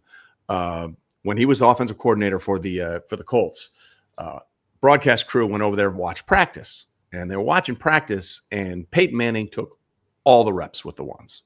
The backups did not get a single rep. So the crew goes over to talk to Tom and says, Tom, by the way, what's our salty language level here? What are we allowed to say, not to say? Shit, you can say fuck. Whatever you want. Yeah, whatever you want. Perfect. Perfect. Just one. Always know your parameters. Okay. Yep. So they went to Tom and said, Tom, we've been watching practice, and Peyton got all the reps with the ones. Don't you need to get the backups ready in case Peyton goes down? And Tom Moore, in this deadpan face, says, boys, if 18 goes down, we're fucked. And we don't practice fucked. Tom's an absolute legend. And since he's stepping aside, I thought that might be a good story today, because that guy has forgotten more football than the rest of us combined. But that story always stuck with me. It was just a perfect response. That's an all-timer. And you know what? I've heard, just on the note of Peyton Manning, we had Brandon Stokely on, maybe a month or so ago. Yeah, a month ago. And Brandon was coming in hot, but then he told a Peyton Manning story that Peyton got him benched in the game. And he also, Brandon, we were talking about it was the, Zach, it was the Super Bowl 35 memory, right? Yeah. No, it was the Ravens over the Giants, 34-7.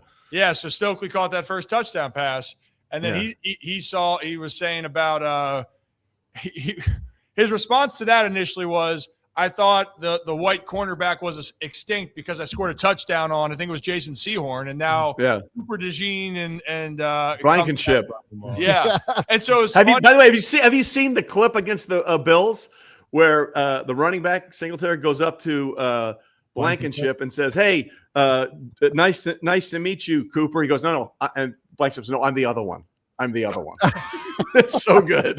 It's so good. It's so Brandon's humor, though, I knew off the jump, right? That was where he went to. It was funny, but then he said he was going for some record for him in the game against might have been Houston. Yeah, Houston. And all of a sudden, he was wide open for a touchdown. He said Peyton got flushed out of the pocket, and he's like, "Oh well, Peyton just couldn't get me." And then he came off the field and kind of said some words. Then they were going to start the next drive. Guess who wasn't going on the field? Brandon Stokely. And he said, by the way, Stokely was the guy that caught 49 for Peyton that year in 2004 when he broke the record. He eventually went on to 50 or 40. No, he had 49, and he broke the record. Like, it was unbelievable, and he still fought him. Oh my gosh. Well, so then Peyton blamed Stokely for motioning in too early. He goes, "You messed the whole thing up." And he's like, "I was wide open." And then he goes, Peyton will never say it, but he goes, I asked the staff, "Why am I not in the game?" They said, "Oh, I don't know." He goes, "Ask Peyton." He goes, "Oh, okay." Peyton said, "I don't know what you're talking about, but don't motion early next time." So we know who runs the show. Yeah. Sheriff. That's why he was a sheriff. Exactly right. Well, Trey, I appreciate all the time. And again, for anyone that wants to get all of the football knowledge, straight facts, that's on YouTube. You have it on Instagram, on podcast platforms, and anything else where people can find everything you're doing. No, I try not to do too much. I want to do just enough these days. Well, I like this. Is that a Jaws reference in the back? We're going to need a bigger boat. Gonna need a bigger boat. Damn straight. One of the greatest movies ever made. Love it, Trey. Well, hey, thank you so much for taking the time. And when there's more information down the road, we'd love to have you back on. Anytime, guys. Always a pleasure. Thanks. Trey Wingo, everybody. Thanks. He great guy. Great guy. That was fun. It's been a great day. That was fun. It's a fun day. If you are new to the channel, hit that like and subscribe button. Ryan Ripken Show. We're live Monday through Friday. Next week, we're starting our new time, starting at 3 p.m. 3 p.m. here. 3 to 5 will be our 2026 time moving forward, starting next week. But this was the final week of the 5 p.m. to 7 p.m. show. And guys, I got to be honest, man, guess it was a good last week to have the 5 to 7. Yeah. If you're just tuning in, we had Todd Monken earlier, and then we just had legendary broadcaster Trey Wingo. This was I like to say we always have great guests, and each time I go, wow, that was unbelievable. We've had great guests, and wow. This whole week, bro. This whole week has been bananas. It's been amazing. You know what, Zach? Some would say it's been a great stream. Hey. But where's the graphic, Zach? Okay, I see where you're going. But it's all Brad, some would say it's been a great auto stream. Is it up? Boom, under 6 seconds. Hey. Brought to you by our friends over at AutoStream Car Care Center. We just signed a partnership with them through 2026. 10 locations through Maryland. And here's the deal to start off the 2026 year. If you are looking to get your car repaired, $50 off any service if you mention Ryan Ripken or the Ryan Ripken Show. You can't combine the offers. I want to clarify on that, but any service, $50 off. Just mention Ryan Ripken, the Ryan Ripken Show. Excited to work with AutoStream Car Care Center. And Zach, now we're back to the stream. Woo! Boom! Good kids, man. I tell you what. I was gonna tell you what. I was gonna say shout out Merit Clubs, but with all the people that tuned in for the Todd Monken, there was a lot of hey Merritt, there's a lot of PR right there. I was gonna say they got a lot of exposure today. Oh my goodness. Fine. Oh sugar. 15,000 on X. That's it? Okay. All right. You know what I loved with that? I just got a lot of text messages with dude, Monken? No way. We kept this Twitter, under the rug for till the last minute. The Twitter responses under the tweet of Todd Monken joins us live now, and everyone's like, "What?" That was worth it. Well, no. So like, and also shout out to Todd, because like to basically lose your job less than 48 hours ago and to come on and like on a platform like this and just kind of air it all out. Shout out to him, because almost nobody does that. So, and for him to come on the show, seriously grateful for that. Yeah. And like I said earlier, like I wasn't really sure what Todd Monken we were going to get. Was this going to be kind of like hey, I'm going to do my PR rounds? No. Todd Monken was Todd Monken through and through, and he didn't mince words once, and that was awesome. But it truly was. And it's cool to just see his perspective, because that's a guy who lives and breathes football. And you talk about an old school coach about, hey, accountability. He's like, I messed up. They messed up. We as a group messed up. And I love how he put it. He's like, I got to take responsibility for this, because everyone was singing my praises when we were great. So if I had a hand in that, I clearly got a hand in this. And I loved his just mindset. That was awesome to say. Yeah, I mean, overall here. Killed the rumors too, by the way. Yeah, and overall here, though, the thing that I also want to point out, he was saying the rumors, like, I don't know where that's all coming from. But he also did say, like, my relationship could be better. Yeah. It could be, but still love Lamar, like all's good. And here's the other part. He also did mention, I can't control if someone else doesn't like what's happening. All I can control is me. Yep. And that's the part that I think with all of us, right? Like when it comes to everything in life and shit, things don't go well. The thing that you can do the best is you take accountability and responsibility overall. And with Todd, that was the thing that I loved the most. And I also love that he's a freaking great marriage counselor. It sounds Apparently so. That was. It's 4th and 1 every day. Incredible. Fantastic. Yeah, 4th and 1. I don't even know. I don't even know what the hell that like fully means on the grand scheme, or just saying 4th and 1. Because it's always pressure. Oh, it's like you always got to do that. There's pressure every day. Yep. You got to get it done. You're going to fail sometimes. You're not. Yeah, good times. And for those that are new to the channel here, guys, we have a lot of newcomers, and we get it. If you didn't know about us, well, hi. This is the Ryan Ripken Show, and we are from the Maryland area, right? But we do talk a lot of baseball and football. We're going to talk other sports in general, but those are our two main ones. And one thing, though, that you can count on from us, we're going to have fun with this, but we also have great guests. This is the new age of how media is, and we take a lot of pride in this. And our goal here, and what I try to put forward with Ripken Media and the Ripken Show, is we're trying to take you behind the curtain. We're trying to give you the content that we think you guys deserve. Yep. Right. So I thank our guests, and I got to shout out Ryan. He's been amazing. You know what? I can't blow his cover too much, but he has been amazing for us in setting all these up. Just incredible. Ryan. Just balling. Yeah. Absolute dog. So I remember I'm very thankful and grateful, and I'm grateful for all of you. So if you're new to the channel, hit that like and subscribe button. We're on YouTube, X, Facebook, and then if you're on Spotify and Apple, you listen. Don't watch and drive. Just listen and drive, but hit that follow button as well. All of it continues to get the good word out, and we want to continue to show what we think is going to be an unforgettable year here in 2026 with the Ryan Ripken Show. Agree. And become a channel member. You want to help the channel out, click that join button.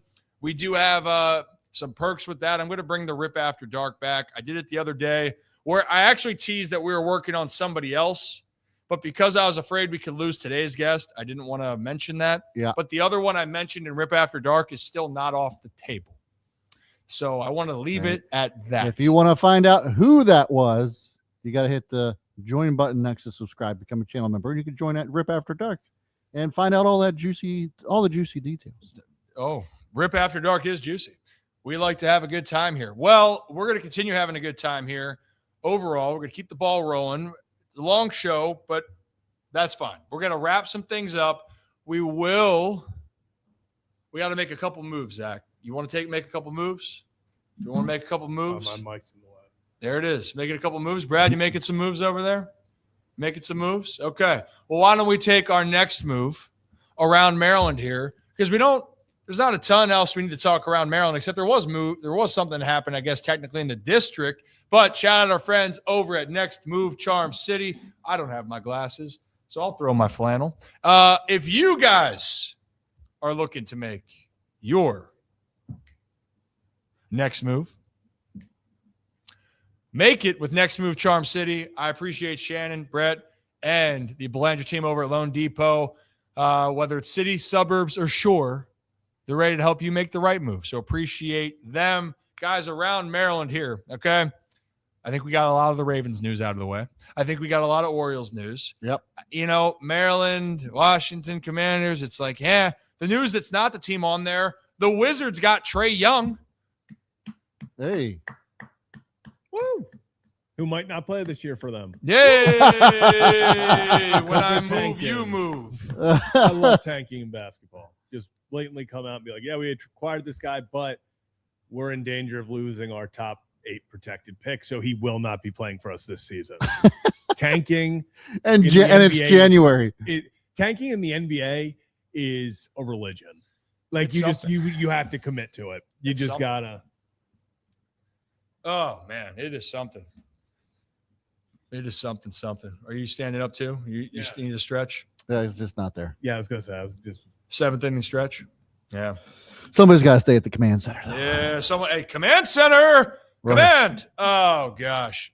I will say I don't know why I'm a little bit more tight after that. Maybe it was the intensity of the interviews. Hey, listen. Todd Monken shows up. Everybody tightens up. Oh yeah. Well, I wouldn't say like I felt the intensity level. I'm like, hell yeah, I need to get to Todd's level right here. You know. That was Todd's definitely a dude that like if you texted him, Rip, and was like, hey, you want to go have a couple of beers before you like roll out of town, he'd probably be like, hell yeah, let's do that. dude. Hell yeah. You know, Deep Eddie wants us to, still wants us to just make cocktails here, but also promote not drink driving. Yeah. Or drinking and driving. Yeah. So then we'd have like a police officer come and breathalyze. Yep. That could get out of control. Oh yeah. Especially you, Zach. You know, like low key, a guy, you too. Low key, a guy that can guzzle some drinks, like Kevin Oysterstrucker, like low key. I remember down in Sarasota, and I'm like, damn, you all right, Kevin? You need you having some water? He's like, no, I just had my second drink. I'm like, second drink, buddy? Not half my size. I just will never forget. I'll never forget going around. It was like, hey, what do you guys want? It was just like, oh, just grab a beer. Just grab a beer. Kevin, take a gin and tonic. It's like, what are we? Then follows up with an espresso martini. I was like, Kevin, Dude, that was very we're aggressive. getting wild here. Espresso martinis are legit. Meanwhile, I love a teeny. we haven't slept in 26 hours at that moment. That was because he drove down. Yeah. nothing was like the drive back up, but yeah, The drive back up was something else. out of a movie, and we might, you know what, we need a Winnebago or an RV for this one. Yeah, anybody knows what's that, Camping World or what, RV, whatever, something. We need it. You have a Winnebago. We need it. Yeah. If you guys want to give us a Winnebago, that would be amazing. Yeah. That would be amazing. And also, I saw Rick said my wife had Deep Eddies in her martini the other night. It was our 30th anniversary. Hey! Rick, you qualify for Todd Monken's marriage counseling right there. He's probably been married as long as Todd has. 30. I think Todd said 34. 34? Yeah. Todd's a beast. I should have asked him, like, point blank, Todd, since we're being really blunt. Do you like Nick more? Like, I should have asked him. I'm telling you, yes. I should have asked him because, like, briefly mentioned Nick, but not nearly enough. well, you know what? Because I feel like when I say Nick's name, and I know Nick says like, "Oh, everyone loves me," I'm like, like when I bring up your name, sometimes I get looks, and I can't tell if that's like, do they like you? Do they like you? You as know much why? as you like you? Because he also called them at 1 a.m. asking for pizza. No, I don't think I don't think he'd have the stones to do that. I don't. I don't think he would have the stones. So, guys, to wrap up, I don't know if Kevin's back there or not. I think he is. He doesn't want to touch his camera after What happened. Yeah. I did laugh for a second, but I was like, oh, we had a wild Kevin appear. He just did it again. He just did it again.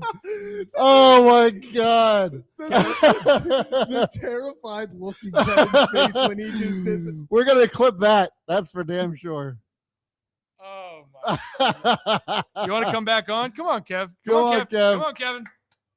Where are you? Where are you? There he is. Dude, so I didn't know that I popped on the screen. I got a message in the private chat, and I'm like, Kevin, what are you doing? I'm like, what do you mean? What am I doing? Hold on. It's right in the middle. What? It's right in the middle. So I have to go back and watch. So it's because I think I turned my camera on to just have it on, and I guess it threw me. And then I turned it on again here, and I don't know what the deal is, but I apologize for that. I truly didn't mean it, but the interview was great. And Ryan, I want to give you a shout out, Ryan. Yes, because everybody's talking about Todd, and he was awesome. But Todd, genuinely, like the questions, man, were on point. Yeah, you navigated that interview extremely well. I put it in the chat. Yeah, I'm Ryan Ripken. We don't like to kiss your ass that much. This is the Ryan Ripken show. Yeah. Well, this is we got a great team. Hey, no, I appreciate it. Look, it's so easy to be a part of an interview when you have someone that is willing to be so open. Yeah. Right? Oh yeah. I always like to think that I can talk with people. I think everyone in this chat might not know this, but of Zach and Brad and Kevin, I can talk with the best of them. The only one that can out-talk me might be my mother, and that's okay. But actually, Todd Monken might be able to out-talk me. That would be nobody's out-talking your mother. Yeah, we love Kelly. We do love her. We know, but we know enough about her to know. I know, but we love Kelly. Yeah, Kelly. We love Kelly. Hey, Kelly. Oh goodness.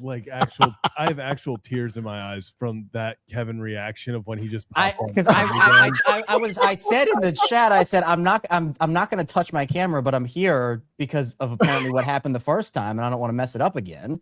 And so when Ryan said, "Is Kevin back there?" I'm like, "All right, well, no one else is coming on, right? So I might as well try again." And jeez, but I'll tell you what, like Todd and Zach, you had said something about Todd about like you weren't sure what you were going to expect, but like. That's the Todd Monken that we saw up at that podium for 3 years for the Ravens. Yeah. It's like unapologetic, not holding anything back, accountable.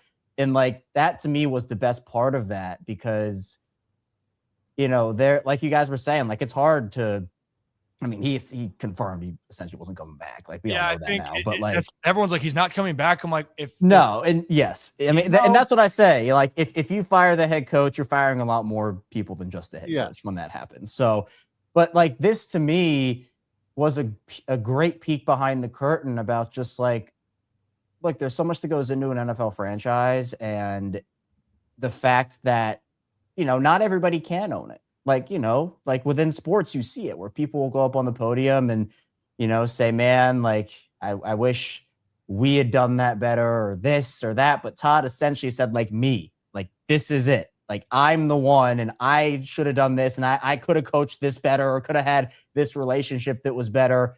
And it does take a lot to own that. And Todd said that, like, the one thing is that, he does that. And I think it's incredible that he was so unapologetically himself. Oh, hell yeah. I've seen some things about, he wasn't holding anything back. I mean, look, I also, depending on the mood, depends on how like frisky I want to get. But if he's dropping F-bombs and he wants to say shit, hey buddy, I'm for it, but I want to match the intensity. But I also, what I love for that situation, you're right. Like why I think Todd, even though if people are pissed about the play calling and people are pissed about the results, one thing you cannot be pissed off with in any circumstance is that at no point did Todd Monken change who he was, did no point did Todd Monken run from the good, bad, or the ugly, and he just said it how it was. And I think that that's the part that I loved the most with him. And I think in this industry, guys, where we see so much turnover and everything is a results-based business, things can become personal, or at least that's what people can think from the outside. But the business is when you lose, problems are created. I've been on teams, guys, where you win 7 in a row and you're locked in baseball and you're like, we're the greatest team in the world. I remember actually first year in the minor leagues that Buck Britton was the manager was 2018, and I was on that team in Low A. We were 7-0, and we're like, we are the best minor league team of all time. And then we just freaking sucked. And we didn't clinch a playoff spot. And then we got off the gate in the second half because in the minor leagues, guys, they have a first half winner and a second half, and then they play in the playoffs at the end of the year. So same thing, got off to like a 6-1 start, and we struggled. And it's not that guys didn't like each other, but there was a funk because when you lose, it just doesn't feel good. And then there's stress. But imagine that in the minor league level. This is at the NFL level where it's the Ravens. It's Lamar Jackson. It's John Harbaugh. This team's Super Bowl favorites. And everyone is trying to find a way to tear down why. Why did this happen? And Todd alluded to there's a lot of things that didn't go right for them. A lot of things. And that's the reason why they're not playing in the postseason. So it was great. Had a lot of fun. Sports, team. Kevin, I was going to say we have this on a Thursday. We're bringing this back. I need to get the little cap I have. I'm going to put it backwards for movie club. It's like I'm a director. Kevin, you haven't seen Troy, but it's our movie night. It's our movie Thursday here. So before we wrap up the show here. Yeah. Little snaps here. Welcome to the Ryan Ripken Show movie review. Each Thursday now, we're going to have Zach review a movie. Well, movies that we will talk about. And this week it is the movie Troy. Me. If you haven't seen it, if anyone hasn't or if I seen haven't it. seen it. Yeah, but I mean, I've seen a lot of movies. Yeah. So have I. A little bit more cultured. Kevin, yeah. Have you seen Troy, Kevin? No, but I have seen High School Musical, whose main character's name is Troy. So Jesus Christ. I think that counts. I think that counts. That does not. I feel like it's two very different, opposite timelines, though, of what this movie's about. Okay. Well, it's very different timelines. Before we get into the very different timelines, let's get two supers here that were earlier on. I saw Xavier. Monk, you were excellent. Hey, appreciate Good luck, Coach. And then Engraven, our friend, thank you. You all cleared up a lot of stuff in this one. You the man. We all appreciate you.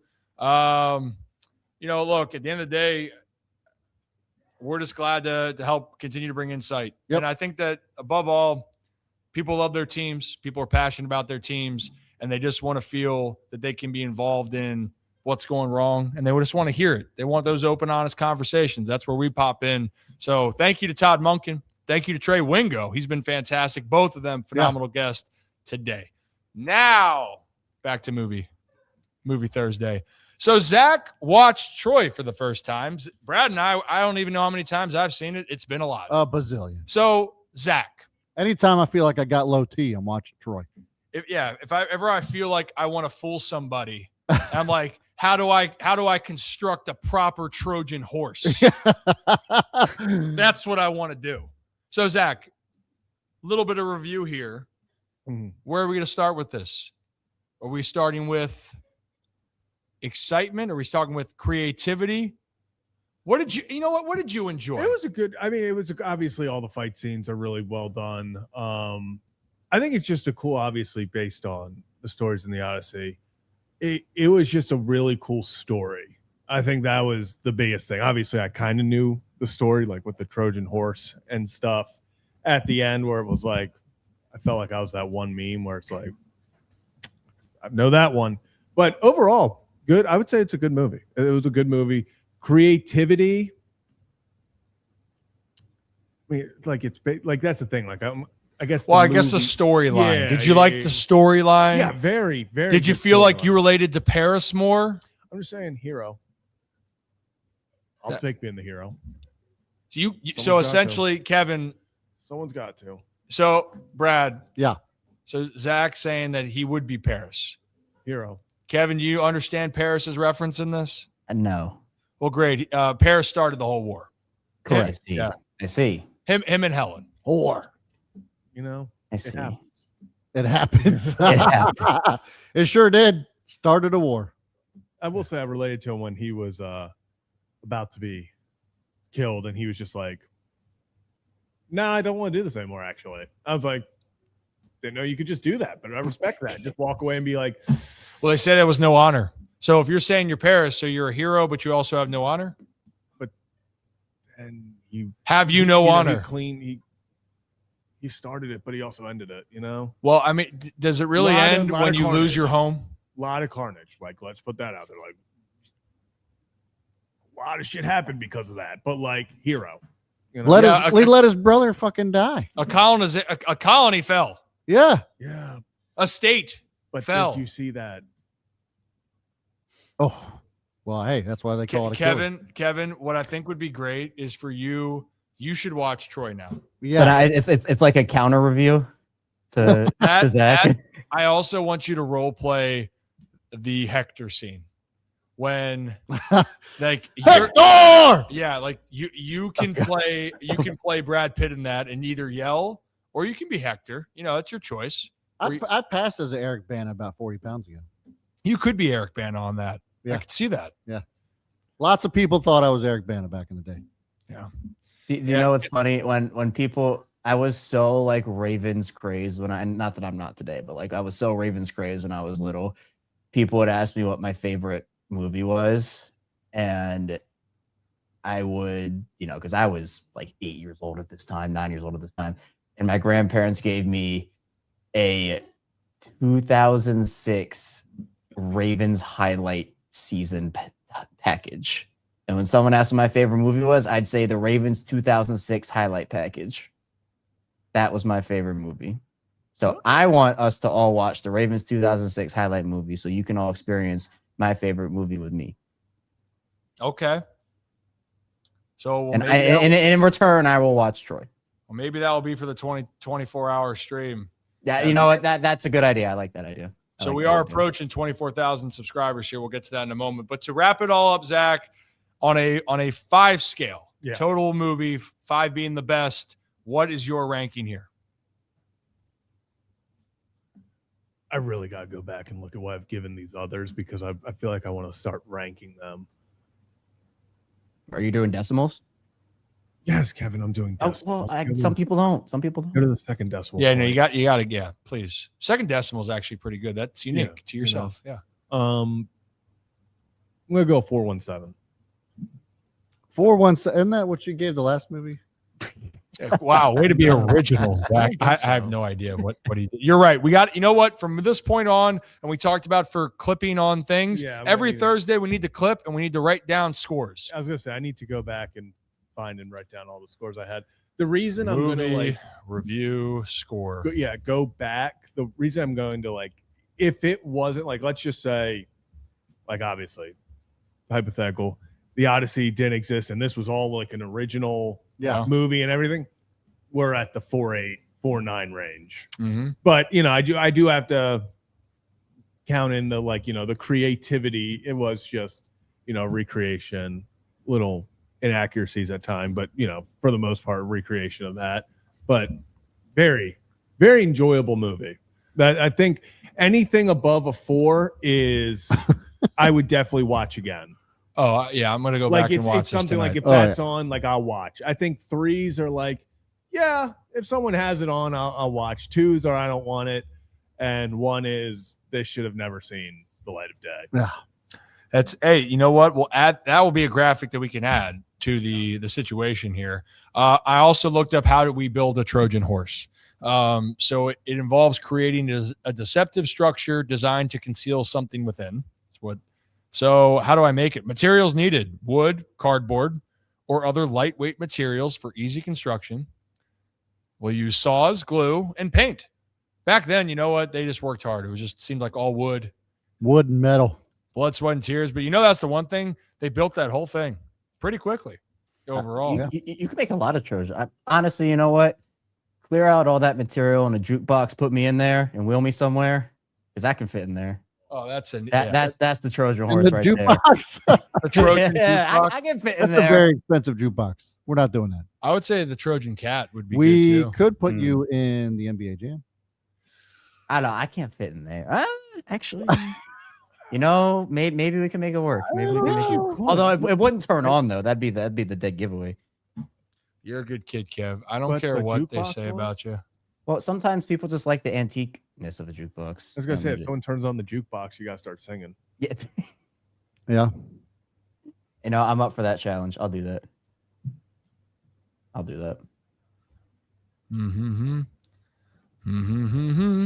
Well, I love it. It's fantastic. I would watch it again. I think it's one of those action movies that if you haven't seen it and you love the historical nature of movies, you got to watch it. and then we're gonna make a Trojan cat for Kevin. That could be another one. I'm with it. I'm with it. Put Kevin in the cat. So that's that, guys. Am I missing anything else? Like, this was a fantastic. Like, we got a lot done today. Yeah. The guests were great Awesome. again. Shout out to Todd Monken, Ravens offensive coordinator the last 3 years, and shout out Trey Wingo, doing straight facts. You can find it on Instagram, YouTube. He is Trey Wingo on X as well. By the way, the poll finished at what? What? What'd the poll finish at?